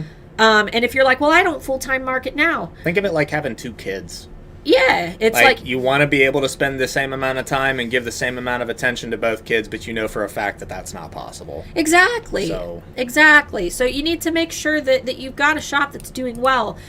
I could not, when I first started with my Etsy shop, you can go ahead and show those. I could not run two shops at the same time. I had two shops and I ended up shutting one down. I'm a little bit more experienced now, and I've got Amber to help with the other shop. So three different phone numbers. I think it's a little bit different if like you have a digital shop that is very low maintenance. Like if it's something you've already got like 1,000 different downloadables that you have on there and you're not planning on making any new ones or anything like that. That's different because that's literally just making you money and you don't have to do anything. Yeah, maybe you don't. Maybe you're not going to market it. You're just going to rely on SEO, and it's going to be like your bonus shop. But then your money maker, you're going to do all the marketing for. So two people posted. There's 3 phone numbers that people have posted in the comment section. If you're not looking at it, I can't verify that these are still the numbers or if they're the real numbers. I trust our audience, but it's YouTube. Sandra said that the one that she posted, she was able to reach Etsy. It's the last number she was able to reach Etsy at, which they can change their phone number like that. Yeah. So, no guarantees, but they're posted down there. All right. Elena said, I'm not a social media person. Literally, I loathe them. How then can I use them for my business? I'm struggling, starting, stopping, and all over again. I hate social media, but... Doesn't matter. It's not about you. I hate to say it. I know that that's not what you want to hear, but I'm not going to tell you what you want to hear. I'm going to tell you the truth. If your target audience, then you've got to kind of suck it up and use social media. And you don't have to use it personally. You don't. But make social media for your brands and talk about your products and make your own little happy product world, and don't worry about politics and don't worry about the pictures of the sad abused dogs, and don't look at any of that. You make your own happy little world for just your products, and you exist inside that happy little world, and use the tools and resources that we've mentioned to make that process easier, like Canva, like the Motion Leap app, even TikTok. You could make the video and cross post it to other platforms. Yeah, a lot of people do that. Yeah, so I know that it sucks. He's gonna start doing social media detoxing. Yep. I've stopped. This last year, especially with the politics, regardless of what side you're on, has just sucked for everybody. Oh, everybody can admit that Facebook's toxic. And it's the people that are toxic. Yeah, the mood, the atmosphere. It's just bad. Facebook used to be a place to connect, and now it's a marketplace. Facebook is just a marketplace now. It's a marketplace and a news platform is pretty much all Facebook is anymore. So that still means that you've got to take advantage of the fact that it's a sales platform.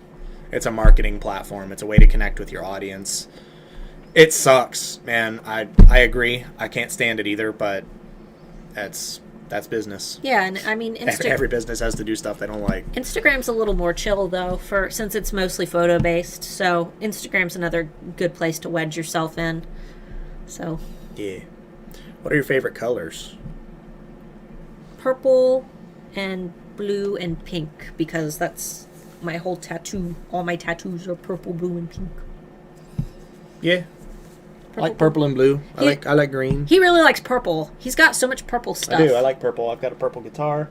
My cabinet I was gonna have reskinned in purple. Like I like purple. I like dark purple. I like light blue. Purple's cool. Purple's dope.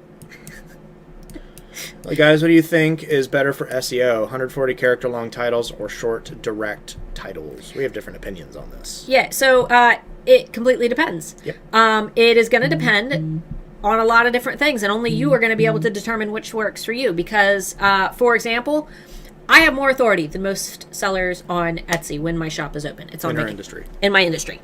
I'm on vacation mode right now. But, so in my shop, I do long string style titles. I do those long keyword stuff titles. I'll put my most important keywords first. That way, when you're looking at a search page, you can read exactly what it is. So, dragon skeleton key necklace. I want to optimize for skeleton key necklace, and then I can broad match for dragon necklace. And then I'll add in what other relevant keywords after that.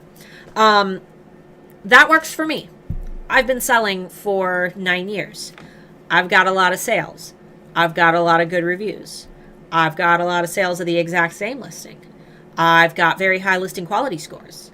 I have a very high customer and marketplace experience score. And therefore, Etsy already kind of sees me as an authority. So I do really good.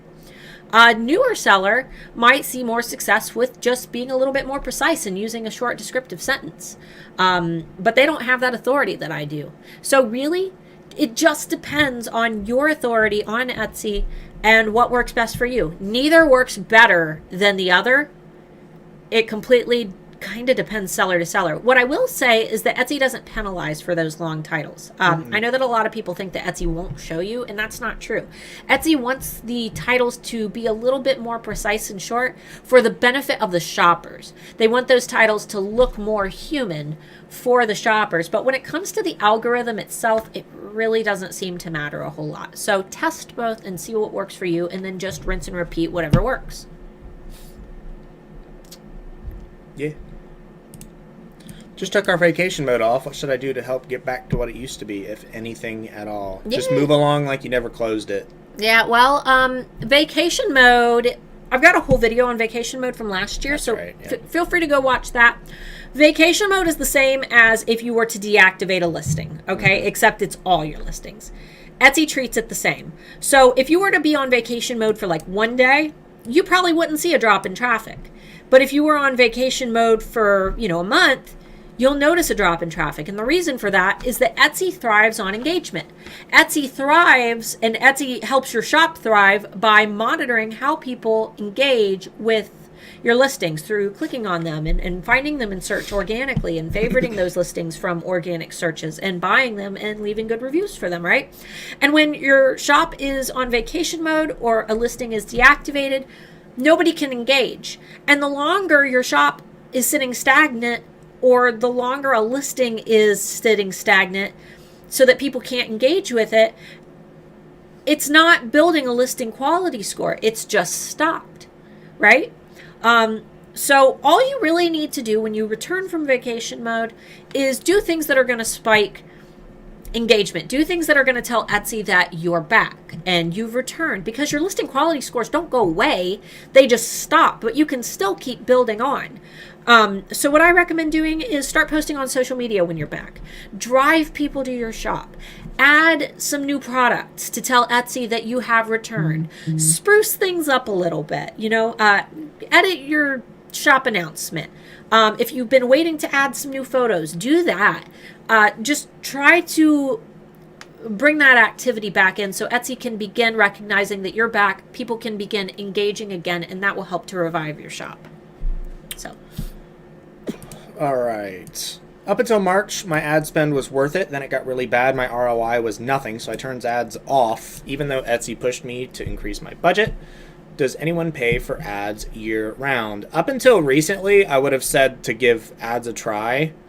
And personally, I think Etsy revealed some information about their ads the other day that we still need to do a little more research on. Pam did a video on it. Yeah. For most people, I would say no. Absolutely don't use ads. But some people still say that they get good results off of ads. And I think it depends on the kind of product that you're selling, to be honest. If you're selling a product that doesn't have like a baseline customer, like it's something that anybody could use, anybody would want to buy, I think ads are still good because they're still getting pushed in people's faces. But based on the way that Etsy uses the ads now, if you have a very, very niche customer base, I doubt ads are going to be worth it for you anymore at the moment. Take that off. It's giving me a headache. Go to Pam Duthie's channel. Watch the video that she did on ads. It's disturbing. It's really disgruntling. Yeah, it's very, very aggravating. We don't usually get mad at Etsy, but we don't care for what they did with the ads. Yeah, I'm not like an Etsy skeptic, but this I don't like. They're testing something, and they just need to be told that this isn't working. And don't be afraid to email them with feedback after you watch the video. Actually, go and watch the interview yourself too. Don't just go off of Pam's opinion. Build your own opinion too. Yeah, we like Pam, but I think everybody should build their own opinion before. Anything. With anything. Don't trust what somebody else says. Build your own opinion. Yeah. It's like with legal stuff. People want to comment about laws and things before they know about it. Like, don't just go off of what somebody else says. Read it yourself before you come up with an opinion. Right. Exactly. If I got a comment saying that my product was prettier than my photo, should I update my photos? They're rhinestones. What are some tips for taking pictures of rhinestones? I get comments... Just proper lighting? Well, I get comments like, if you were lacking sales, then yeah, you could update your photos. But I get comments like that on my jewelry all the time. Like, oh, the photos don't do it justice. That is great. I want to hear more of that. That means that you have under-promised and over-delivered, which means that there is no way that they will get that product and feel let down by it. Because what they received was better than what they expected to receive. And that is the biggest compliment to me, is if somebody says that it's so much nicer. But if it's genuinely because your photos aren't good and you need help photographing, for example, rhinestones, Swarovski crystals, which are what I used. Everybody who uses Swarovski crystals, make sure that you watch my Swarovski discontinued video, because it is exactly as titled. They're going bye-bye. They're going bye-bye. Amber Marie posted, somebody asked who Pam was. The video is linked in the comment section here, and I just sent you a message. We'll add it to the description down below for those of you watching in the future. We'll link Pam's video. Okay. So I take my photos outside on a sunny day, but in the shade. No sunspots at all. You want to be completely in the shade. And that's going to reap the very best photos. And then you can go in and brighten those up in iPicky.com. I still recommend iPicky for brightening photos. I think that it works way better than Canva, because Canva adds like a white haze that iPicky doesn't. It screws with the contrast. It isn't just like a brightness setting. It like adds white to it through contrast. Like it's lowering the contrast while adding brightness. And I don't like it. Go watch my iPicky training series. It's very old. Some of my very first videos, but they're still relevant. Audio's kind of bad. I'll reboot those eventually. But go watch those videos and watch how I edit my own crystals and my own gemstones on those. And you can find that in the playlist section of my channel. Boop. I have a successful Etsy shop for supplies, and I also want to sell vintage digital images to those who make scrapbook. Is it such a bad idea to have these both in the same shop? For that one specifically, I wouldn't. Well, supplies doesn't tell me anything. Supplies for what? For Etsy sellers, most likely. If you're an Etsy seller supply shop and you're wanting to sell stuff for people that scrapbook, I would separate them, especially with vintage digital images. If you're thinking that you'll be selling those to people who create scrapbooks for people, or like scrapbook covers and things like that, I would probably make that a separate shop, because there are people that might just want those vintage images for the sake of having vintage images. What's the cohesive glue? When you think of if you're thinking about opening two shops, what's the cohesive glue? if there isn't one, then it probably won't work. For example, I always use Chihuahuas. You could have a shop that has mugs and purses and T-shirts and shoes, and those are all different, but they all have pictures of Chihuahuas on them. So it's not the items that are the cohesive element, it's the animal that's printed on them, and that would be okay. If you're doing, if your supplies are scrapbook supplies, and you want to do the vintage photos for scrapbooks, and that's all cohesive, then that might work. But we would have to know what kind of supplies. So I think that you could probably gauge what our answer will be, though. Margot said, if I connect Google Analytics to my shop, what additional information will it give me different from the information in my shop stats? I actually don't know. I've never used it for... We're connected to Google Analytics, and I don't think I've looked at it in a long time. So we don't know. We only got 15 minutes, so I'm trying to spam through some questions. Yeah, that's one that me and Anthony Wolf have talked about. He wants to cover that in an E-Rank live stream in the future. So that would be in the E-Rank group on Facebook. All right, we're probably not going to give a bunch of more detailed answers for stuff. We'll try to skim through some questions because we got about 15 minutes and we've got about 100 questions. Does it make your product seem more desirable in demand if you let your product sit out for a while rather than renewing immediately? Yeah, you can use a scarcity. Amber kind of answered it, but yeah, you can kind of use a scarcity tactic with it. Yeah, rather than letting it sell out for a while, I would just keep a quantity of one listed. If it genuinely sells out, that's great. If you've got a social media following and you can tell people, hey, this sold out and now it's back. I've only got this many more, so get them before they sell out again. Then that's great. But you got to have a following for that to be effective. If you don't have a big following, then just list one or two at a time, and then right when they sell out, restock them. And for anybody who thinks that doesn't work, I teach that, and I fell for it. I fell for it with Lori. She makes apothecary jars, and she did one with a wolf. And I bought it, and I messaged her, and I was like, hey, Lori, I bought this because you only had one left, and I wanted to make sure I got it. And she's like, oh, did I only have one left? Winky face. She didn't have one left. She used my own tricks against me. Anyway, Mimsy said my banner is blurry using Canva. Yeah, that happens. That could also not necessarily just be Canva as well. You need to make sure that the images that you're using are the proper resolution for what you're doing. If you're taking something that's a low resolution and you're stretching it to fit a size, it's going to pixelate. That's just how images work. Unless it's lossless. Angela said that she has Canva Pro and haven't seen anything for Etsy. Just go to the search bar and type Etsy, and it'll give you all the Etsy templates. Yeah. Within Canva. I use Canva, but I use the blank and use custom size. Yeah. It's not blurry. Yeah, again, you just got to make sure that your stuff fits, that it's the right resolution for what you're doing. If you stretch a low-res image to a high-res image, it's going to pixelate it, unless it's a lossless format. Like pictures you take yourself are not lossless. Yeah. Love your content. Do you have to be an alpha to be an alpha? No. No. You're all alphas. Artists looking for help boosting my painting sales, thinking of taking your course. No, yeah. We have a free Facebook group you can join. Is that linked down below? Yeah. Yep, linked down below in the description. You can join that. We have one specifically for customers as well. That's a private Facebook group that we only allow our customers specifically, our course takers in specifically, just so there's no spam or anything else from people that we don't know are as committed as the people that do it. Yeah. If that makes any sense. Boop, boop. You're all alphas, Boop, though. boop. I refer to all of you as alphas. If you are within our community, except for this one guy, and Except he for knows that- who he is. Yeah, you know who you are. Pure unadulterated beta. I don't know. How do I contact Etsy about it? Oh, never mind. We already went through all this. Yeah.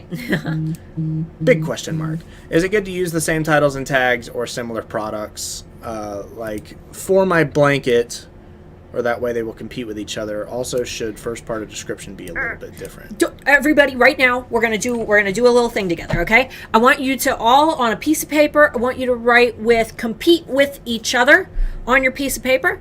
Compete with each other. And now I want you to take that piece of paper and I want you to ball it up and I want you to eat it, and I don't want you to ever say those words again, because that is not a thing. There's no such thing as competing with each other, okay? Everybody understand? Okay. If you ever hear anybody say that, you can tell them that that's not a thing. There's no such thing. Because knock 'em out. Competing with each other would imply that only one of your products could be on a search page. You can rank multiple times on a search page. We done it. If you want to be found for blue mug and you only sell blue mugs, wouldn't you want all of your blue mugs to saturate the search page when you put blue mug in your tags and titles? I would. I want to be the only mug that they see. I want all of the listings on the first page to be my mug, or this first, second, third. I want my mug on every page, right? You can't compete with yourself. That would mean that Etsy says, okay, well, here's your one product that we're going to rank for that word. That's not how it works, okay? So I don't know where that term came from or why Etsy coaches say that term. It's not true. Don't use the exact tags and titles unless you're selling an identical product, which I doubt. There's something that you can vary, but do use some of the same keywords. If all of my products are blue mugs, but they all have a different pattern, I might list them all as however much this holds, 16-ounce blue mug, square diamond pattern, whatever, but then I might have one that's circle pattern. But I can use the term blue mug over and over again because that's what this is. You got to call your products what they are. And I use the term skeleton key necklace in every single one of my listings. If I have one listing versus 600 listings, I will always put skeleton key necklace in there because that's what it is. And when someone searches for skeleton key necklace, I want to dominate every single page that they scroll through. So, is it worth having Etsy Plus? Etsy Plus won't help you to make sales. It is an aesthetic thing only. You do get some ad credits. It's not going to contribute to sales. It's just going to make your branding look cleaner. And it's not ad credits that are worth. Yeah. I don't think it's. If you want to have multiple banners like the carousel and you want to be able to make like your featured products, one of them big and a couple of them small, then do that. If you make like quite a few Etsy sales and you're not even going to notice, then totally. I do. But it's not going to help you with sales. They don't prioritize Etsy Plus users in search or anything. Easy Lucky Free said, I quit renewing every day and admittedly some of my titles are still pasted into the description. I never stop watching you. I tune in for every video. Wanted to make sure I didn't miss anything. Great. We're glad you're here. You. And having your titles in your descriptions won't hurt you. Don't misunderstand that. Your descriptions don't really have any effect on your SEO. Etsy SEO. Etsy SEO, really at all. Google, but you're not going to rank. You're not Google. Making sales on Google anyway, or most of you aren't. Yeah, you're not going to rank on Google. I hate to burst your bubble, but nobody ranks on Google. Google ranks search pages, not specific listings, unfortunately. Yeah. Question: do you have any videos or training for people who would like to sell an online tutorial or online courses on Etsy? I'm not sure what the rules are on that. Because if you're selling an online course, unless you're sending them the videos directly as a digital file, that would probably be okay. But if they're buying it and then you're sending them to a website, then I don't think that would be technically okay. Yeah, so if you're like knitting and you want to teach people how to knit and you've got like knitting patterns in your shop, but you want to sell like a little course to go with it, I would like do your own website type thing. I wouldn't try to do it on Etsy. I mean, you could, but I don't even know if it's allowed, unfortunately. Yeah, do a workhorse creators. Yeah. Start yourself your Facebook. Start yourself your social media stuff. Start making videos on YouTube. Make yourself a little following, and then start selling on your own website. If it's just little mini things, like you're gonna send somebody like a 5-minute long video on how to crochet something. I mean, they could probably sell it on Etsy if they're just sending them a video. Just message again. It's get with Etsy support and make sure that what you're doing is okay. Look at the forums. If you don't know how to look in the forums or you can't find it, message Etsy support and they'll send you the link to the correct place to look. Christina said you guys should do an unboxing soon. I made something for you last February, right before the world shut down, and I could send it. We'll probably start those back up soon. Yeah, the thing is, we still got all the products from our last unboxing that we were going to do a giveaway for, and some of them were like handmade soaps, and we didn't want to send them because of the pandemic and germs and all that stuff. And then we got COVID, and then I'm like, well, I can't touch anything, and they're still here. And I'm like, the soaps probably aren't even any good anymore, and I feel bad. It's like the pandemic got in the way of everything. Soap should be fine. I don't Already know. Design said, they receive a link. Yeah, I would just get with Etsy and make sure. That's we can't tell you specifically. That's a very niche thing. I've tried ads on Etsy, even with just the minimum dollars per day. It's been very good for me. However, I just don't know whether to risk increasing my spend. Hard to predict. I'm not a niche. See, the thing is, if they're working for you, it's an experiment. It's a risk reward kind of thing. You're taking a risk. It's a gamble. You're taking a risk. You might lose a few bucks. Give it a shot. Try it for a few days, maybe a week, 2 weeks, whatever you think you can afford without like making yourself struggle. And if it doesn't do anything for you, knock it back down. Yeah, Worst case scenario, you lose a few bucks. Not your whole shop. Like pick a product that's doing good, and then increase your ad budget. Pick a product that's selling well through ads. Yeah. And then increase that one, and see if it does anything.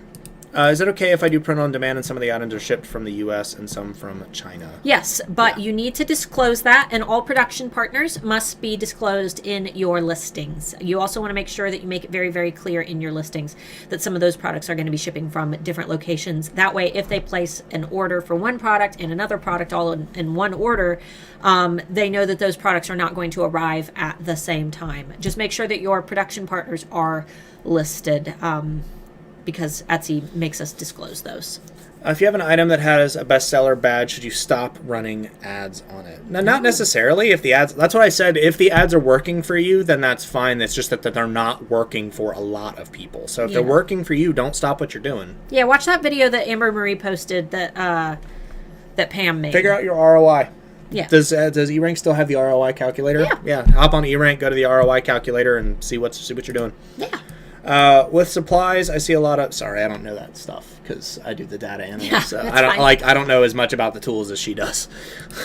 With supplies, I see a lot of reselling of a wide range of branded stationery items. Are these legit as supplies? No, I don't. I mean, I don't know. I don't know. I don't know.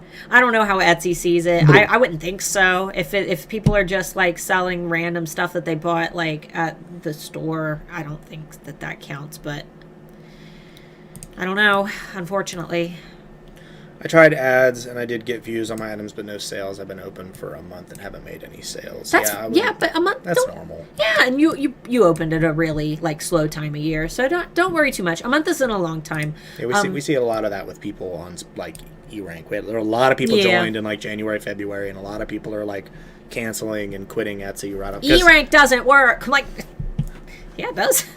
People that like it takes like 60 to 90 days to really get a listing like ranking indexed. Like you can still sell before that time period, obviously, but like these people haven't even had their shops for 3 months and they're still just quitting Etsy already. Yeah, you gotta have time to get indexed. 3 to 4 months usually. I just got off the phone with Etsy and they suspended accounts. Oh, they said said suspended accounts can message and advise me not to email her personal account just to wait for her account is back in good standing. Okay, that's a good idea. Wow, Renee, you call whose comment was correct? You should let us know. That way, I think a couple people posted the same number. There's a lot of different numbers for Etsy. It's a call center, so that's good to know. Just thanks, Mark. I'll double check the images I'm using for my banner to ensure they're the correct resolution. Now, the images won't like for a banner because a banner is a wide image. They won't be the same resolution as what you're using on the banner. You just need to make sure that they're a relatively decent resolution. It might not be a bad idea to just go and like look up some information like how resolution works. Like with our videos, if we were to record in 480p and upscale them to 1080p, the videos would look pixelated and crappy on a 1080p screen. It's better to use a bigger resolution image and move it down than it is the other way around. If you're taking it with a smartphone and you have the resolution set to like high or best or whatever that it is, it's probably okay. Unless it's like a really old phone or like one of those cheap prepaid phones or something like that, then the image itself is probably okay. It could be something else doing it. Just try your best not to... If you have to stretch the image onto the banner, then you're pixelating it. If you have to move it down, then you're making it more fine. But that can also... It's confusing, but I hope that makes sense. Summer seems like a great time to do HAA. I'm seriously considering signing up this time around. Not to be goofy about it, but we offer 30-day money-back guarantee, so there's literally no risk. Yeah, you can pop in and just snoop around if you wanted to. Yeah. Don't do that though. Yeah, we have to pay for your refund. We have to pay like what, How much? We just don't get the fee back. Oh, we don't get It's the like fee. $20, but $20 is a lot of money and it adds up. Yeah. So. There's a waiting list link down below. Make sure that you join that. It doesn't obligate you to buy, but it makes sure that you get the $1,000 discount that we offer on the program when doors open on June 14th. So normally you would be paying $1,997, and if you're on our email list, you get $1,000 off, making it $997 or $199 per month for 6 months, which is a little bit more. So you save a little bit by doing the bigger one-time payment. Yes. And I know that seems crappy, but I have to keep up with like 50 to 100 people for payments, and Amber. Yeah, one of our students, Paula Haas, joined in 2018 and had a $16,000 Black Friday on the same year on Etsy. Paula's a frickin' champ. Excuse my language. Paula is, I didn't even know, I'm so desensitized to your curse. It came up in my newsfeed today that people from Ohio curse more than any other state. Because and they do. It's just part of our conversation. Apologize for I usually don't do that. people who, I know, people from Ohio, if you're from Ohio, like, you know, right? Agree with us right now. Amber said, "Pardon? Don't pardon me. I think it's normally acceptable language, but some people don't agree." Paula is a powerhouse. She is, if you guys want to follow a brand that doesn't feel like it should be a handmade brand because it's so professional, go follow Clean and Dirty Natural Skincare. It's CLN ampersand DRTY. Clean and Dirty. I think Amber posted it. Yeah, she's amazing, and her photos are phenomenal, and her Facebook and Instagram are the best, like, that there is. People saying that was the best slip ever. You know, I was just excited because she's a friggin' champ. She is. I'm gonna message Paula and be like, "Oh, guess what Mark did?" And most people don't care. Some people got kids in the room. I'm sorry, children, that you had to hear a word that you'll hear a lot in your life.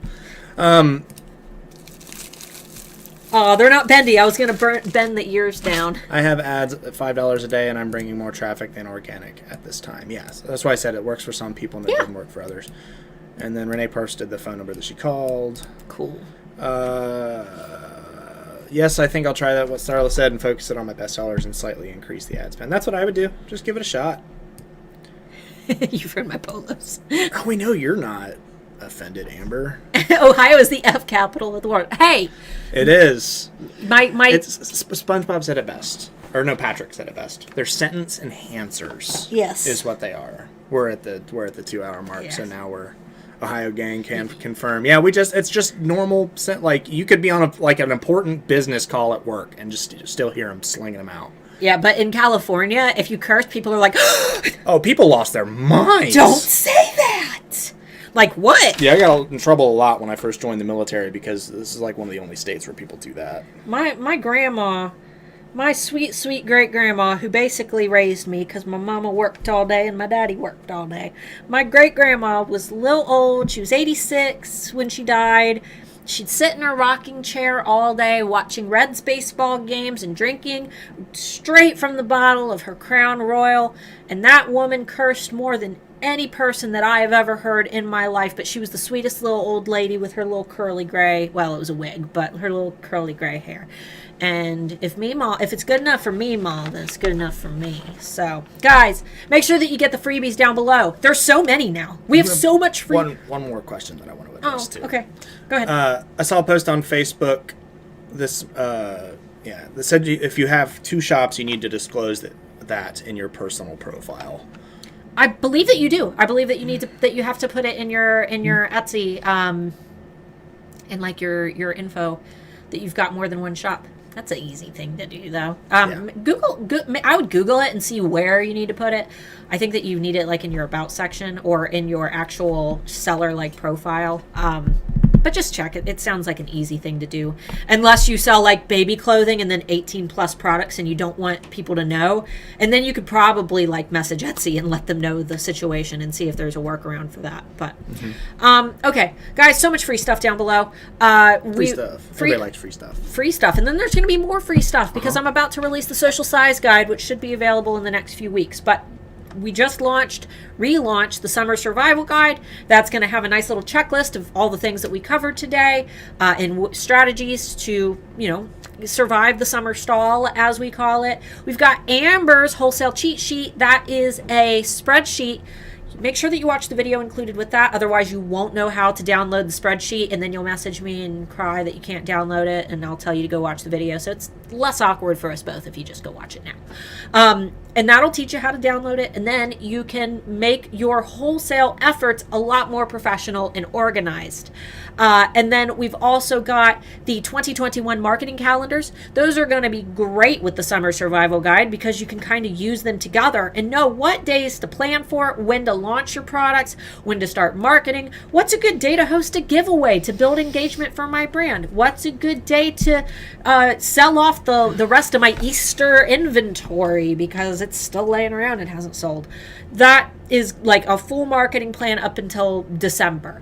And then the very last thing is our SSAR 5-star customer service swipe files. Those follow all of Etsy's guidelines when it comes to communication with customers. We have thousands of positive reviews on them. It's the #1 tool that I recommend for Etsy sellers who want to rank higher, because what it does is it helps to get more 5-star reviews, which will help your listing quality scores, which will help those rank higher in search.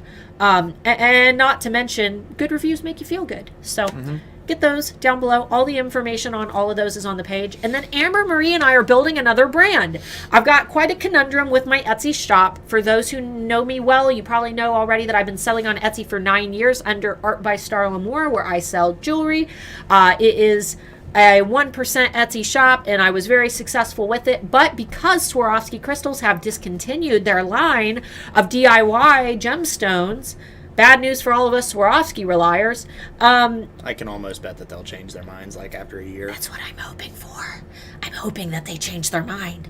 But because of that, I need to pivot that brand a little bit. But in the meantime, I'm building a new brand with Amber Marie. If you guys are interested in seeing how an alpha would build a brand from 0 to whatever, or glass ceiling maybe, hopefully there isn't one, but to see how somebody would market a brand new shop, what would their marketing photos look like, what would they send in their emails, what would their email list page look like, what would their landing page look like, you can follow all of that and also see what Amber and I are up to. And if you end up liking one of the things that we've launched in the Etsy shop, hopefully you'll buy it. But this is less of a marketing thing of us trying to get you to buy things and more of us trying to show you how we do it. So the link to that is also down below if you want to get in on the secret and, be a part of the email list so you can be notified when those things launch. That's down below. It is Alpha Dapt, and you can find the link with the black hearts and the red question mark emoji down there. And be sure to look at that on desktop. The page looks okay on mobile, but on desktop, I'm really proud of how pretty that page looks, and it really, mobile doesn't do it justice. So check it out on desktop. All right. Secret hush hush though. Yeah. Make sure you like the video if you haven't already. Every like is a script for bubbers. Make sure you subscribe and click the bell icon to be notified when we go live and when we update videos. Leave a nice comment down below. Every nice comment is a kiss on my boo boo. A boo boo kiss on my foot. That's a Markiplier stolen. Yeah, every nice comment is a boo boo kiss. You're not. She's not hurting her. Our dog is just a crybaby. Our dog cries if you pick her up because it scares her. Say hello, and since Bubbers is a big fatty chub up there sleeping, he's just asleep. This is Itty. And you can follow her on Instagram because she's very old. And we don't know how much longer she has left. So I made her an Instagram for her Wonder Years. It's called Itty's Wonder Ears. And you can find her at Itty Beansers with a Z. At Itty Beansers. Have yourselves a fun Easter. Eat some peeps and some jelly beans. Eat some peeps. And we love you. And we want to give you all little smooches on the head. And we want you all to be happy in the Easter Bunny and find lots of magical rabbit eggs. Festive rabbit eggs. We love you guys. We will see you another day. Next week. Maybe. Who knows? Bye. Bye. Festive rabbit eggs.